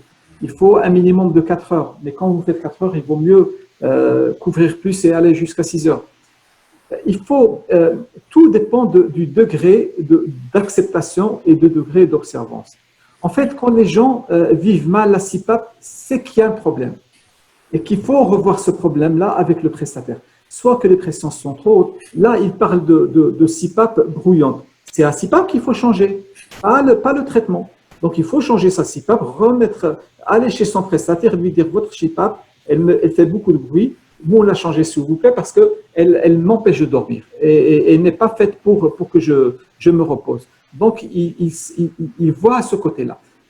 Quand le malade vit le traitement par CPAP comme une galère, il faudrait qu'on essaie de voir pourquoi il vit ce problème comme une galère. C'est pas normal, quelqu'un qui fait de l'apnée et qui est sévère et qui a besoin d'un traitement qui va le mettre à l'abri de complications cardiaques et vasculaires, c'est pas normal qu'il ne supporte pas. Sauf ceux qui psychologiquement bloquent devant la machine, auquel cas vous êtes obligé de passer à l'orthèse avancée. Et en tout cas, commencez par aller voir le médecin et voir le prestataire. Bon, docteur Behani se pose la question, la prise en charge asthme sévère avec un syndrome d'apnée sommeil sévère, avec IAH à 40. Oui, asthme de sommeil. Oui, asthme sévère associé à un syndrome d'apnée de sommeil sévère. Oui, est-ce qu'il faut traiter? Oui. Oui, il faut traiter. La prise en charge, oui. La prise en charge, il faut traiter. Peut-être que les pressions vont être un peu plus importantes que chez le sujet normal. Peut-être qu'il aura besoin d'un humidificateur beaucoup plus que c'est le sujet normal. C'est aussi, alors, il ne faut pas le vivre aussi comme une galère. Il faut le vivre comme j'ai un asthme, mais peut-être parce que je suis asthmatique que je vais être plus observant vis-à-vis de la CPAP, parce que la CPAP, en me poussant l'air dans les voies aériennes, elle m'ouvre un peu mes branches qui sont de nature serrée. Donc, elle m'aide la CPAP. Donc, j'ai simplement besoin d'avoir de la bonne pression et de ne pas avoir de fuite et d'avoir une humidification. C'est une histoire de dose. L'asthme ne contre-indique pas la CPAP et la CPAP ne contre-indique pas l'asthme. Il faut simplement les marier et simplement trouver la bonne dose pour que le malade vive ait une qualité de vie meilleure. Bon. On insiste sur les signes cliniques de l'enfant, surtout penser devant un syndrome d'apnée de sommeil chez un enfant devant un trouble de concentration. Oui. Quelle est la place de la stimulation du muscle hypoglosse dans l'arsenal thérapeutique du SAUS? Question de notre ami Dr Sedri de Tanger. Ça, c'est une. La stimulation du muscle hypoglosse, c'est un truc qui est en vogue. On en parle. Jusqu'à maintenant, il n'est pas encore. Je ne vois pas de malade avec. Je pense que Boris Pétel, quand il va venir nous parler de ça, il va nous parler de son expérience et de son vécu et de ce que ça donne comme bénéfice aux malades. Bon, docteur Khalil Mounir, je vous remercie pour ce magnifique webinaire. Il se pose la question, syndrome d'apnée de sommeil au centre de toute la médecine et donc toutes les spécialités. En consultation d'anesthésie, y a-t-il énormément de cas de suspicion de syndrome d'apnée de sommeil? La gestion périopératoire de ce syndrome est spécifique. Quelle est votre expérience dans la collaboration avec les médecins anesthésistes réanimateurs et que pensez-vous d'une manifestation scientifique multidisciplinaire autour de cette thématique? Je suis parfaitement d'accord avec une manifestation scientifique multidisciplinaire et je prône pour ça. Et j'ai un certain nombre d'amis anesthésistes avec qui je travaille. Je pense que l'anesthésiste averti, quand il doit faire un bilan préopératoire d'une cholécystite ou d'un autre problème de santé opératoire, quand il voit le malade obèse, les anesthésistes avertis demandent toujours une polygraphie. Et quand on trouve qu'ils ont un syndrome d'apnée de sommeil sévère, on leur dit de ne pas traiter, de ne pas opérer pour le moment, nous laisser une quinzaine de jours à une vingtaine de jours de traitement, qu'on puisse voir les malades 2 à 3 fois, parce que généralement le protocole qu'on utilise chez nous, c'est contrôler les fuites et la machine AJ1, AJ3 et AJ10, faire une oxymétrie et voir un petit peu la variation, voir un petit peu comment le malade vit la chose, est-ce qu'il supporte le traitement. Et à partir du moment où il est parfaitement équilibré, que la chirurgie n'est pas urgente, on peut pousser un peu jusqu'à contrôler les malades et à ce moment-là, le malade peut être opéré avec la condition que juste après l'intervention, comme ils étaient sous drogue et qui étaient intubés, ventilés, dès qu'ils sortent dans la salle de réveil et que le tube est enlevé, il faut qu'ils leur mettent la machine pour qu'ils respirent avec, parce que sinon ils vont faire des apnées encore plus importantes. Bon, docteur Dunia Kissi se demande, pour le questionnaire de Berlin, il faut l'adapter en arabe et l'alléger pour faire adhérer nos populations, surtout les chauffeurs professionnels. Je dis bonjour à Dunia. Je le remercie d'être présente avec nous. On aura certainement du travail à faire ensemble. C'est une idée surtout toi qui t'occupes beaucoup d'histoires de permis de conduire. Je crois que vraiment nous avons du pain sur la planche et que nous avons à travailler ensemble pour pouvoir aboutir à des thématiques, des prises, à des conduites à tenir qui soient, je dirais, supportables par le chauffeur routier et par le médecin contrôleur et par aussi le médecin qui diagnostique le malade et qui le suit. Oui, pourquoi pas un questionnaire de Berlin. Je crois qu'avoir déjà vu quelque chose en arabe, je ne sais pas, il faut l'adapter peut-être le Darija Dunia. Parce que c'est ça, on parle à des chauffeurs routiers, à des hadans, et il faut l'adapter le Darija. Et je pense qu'il faudrait que celui qui pose la question puisse avoir déjà, je dirais, le logiciel pour dire ce qu'il faut dire déjà pour que la personne en face puisse comprendre. Mais tout à fait d'accord avec toi, Dunia. Bon, notre ami docteur Sharaf de Tétouan, il résume finalement la relation entre le syndrome d'apnée de sommeil et le syndrome de Colchite est évidente. Tu as bien résumé la chose aussi, Sharaf. Sharaf, il est de Tétouan. Oui. Bonjour, c'est Sharaf. Je pense que c'est une vraie colchite, c'est une vraie colchite et il faut vraiment qu'on le prenne comme ça et qu'on soit multidisciplinaire, qu'on puisse s'aider, nous donner la main et pour sauver ces malades-là qui sont terriblement handicapés. Je te jure que ces malades-là, quand ils étaient très fatigués, somnolents, qui avaient de l'hypertension artérielle, un érysipèle qui saigne, des trucs énormes.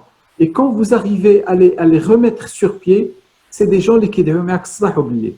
Donc, peut-être Colchite, mais nous avons intérêt aussi à être aussi, je dirais, Colchite aussi. D'accord, je passe à la question, docteur Kamel Awas. Est-ce qu'on évoque le SARS devant une somnolence diurne et fatigue sans notion de ronflement? C'est-à-dire en absence de ronflement, est-ce qu'on peut évoquer le syndrome d'apnée de sommeil? La notion de ronflement est importante. Je pense que si vous avez vu la diapo que j'ai mise pour la femme, qui ne va pas vous parler spontanément de ronflement, elle va vous parler plutôt d'insomnie. Alors qu'on attend à ce qu'elle nous dise « je suis très somnolente ». Elle va parler d'insomnie, elle va parler de fatigue, de dépression. Je pense que c'est tout un tout. Il faut voir déjà, est-ce qu'elle a un rétrognatisme? Est-ce qu'il y a des signes qui peuvent évoquer l'apnée en dehors du ronflement? La somnolence à elle-même, si on ne prend que la somnolence, vous savez que les dépressifs, ils sont plus somnolents que le syndrome d'apnée de sommeil. Et donc, nous avons aussi ne pas tout mettre sur le syndrome d'apnée de sommeil, mais pourquoi on essaie de mettre sur le syndrome d'apnée de sommeil? Parce que le syndrome d'apnée de sommeil, on peut guérir, on peut le traiter vraiment. Et donc, chercher d'autres signes, comme la nicturie pour la sécheresse de gorge le matin, ça veut dire qu'il y a de l'effort. Si on a ces signes-là, peut-être qu'on a intérêt à faire de la polygraphie. Si on ne les a pas, peut-être qu'il faut explorer la somnolence et mettre de côté le syndrome d'apnée de sommeil. Et quand on ne trouve rien à ce moment-là, on se dit, bon, bah, écoutez, on fait quand même une exploration du sommeil pour voir. Bon, une question sur la CPAP et la maladie d'Alzheimer. Est-ce qu'elle est recommandée? Quel est Je n'ai pas entendu. Pour la CPAP en cas de maladie d'Alzheimer, Oui. est-ce qu'elle est recommandée? Quel effet sur les troubles cognitifs? Y a-t-il problème d'adhérence? On a déjà répondu à ça. Oui, mais on insiste toujours pour…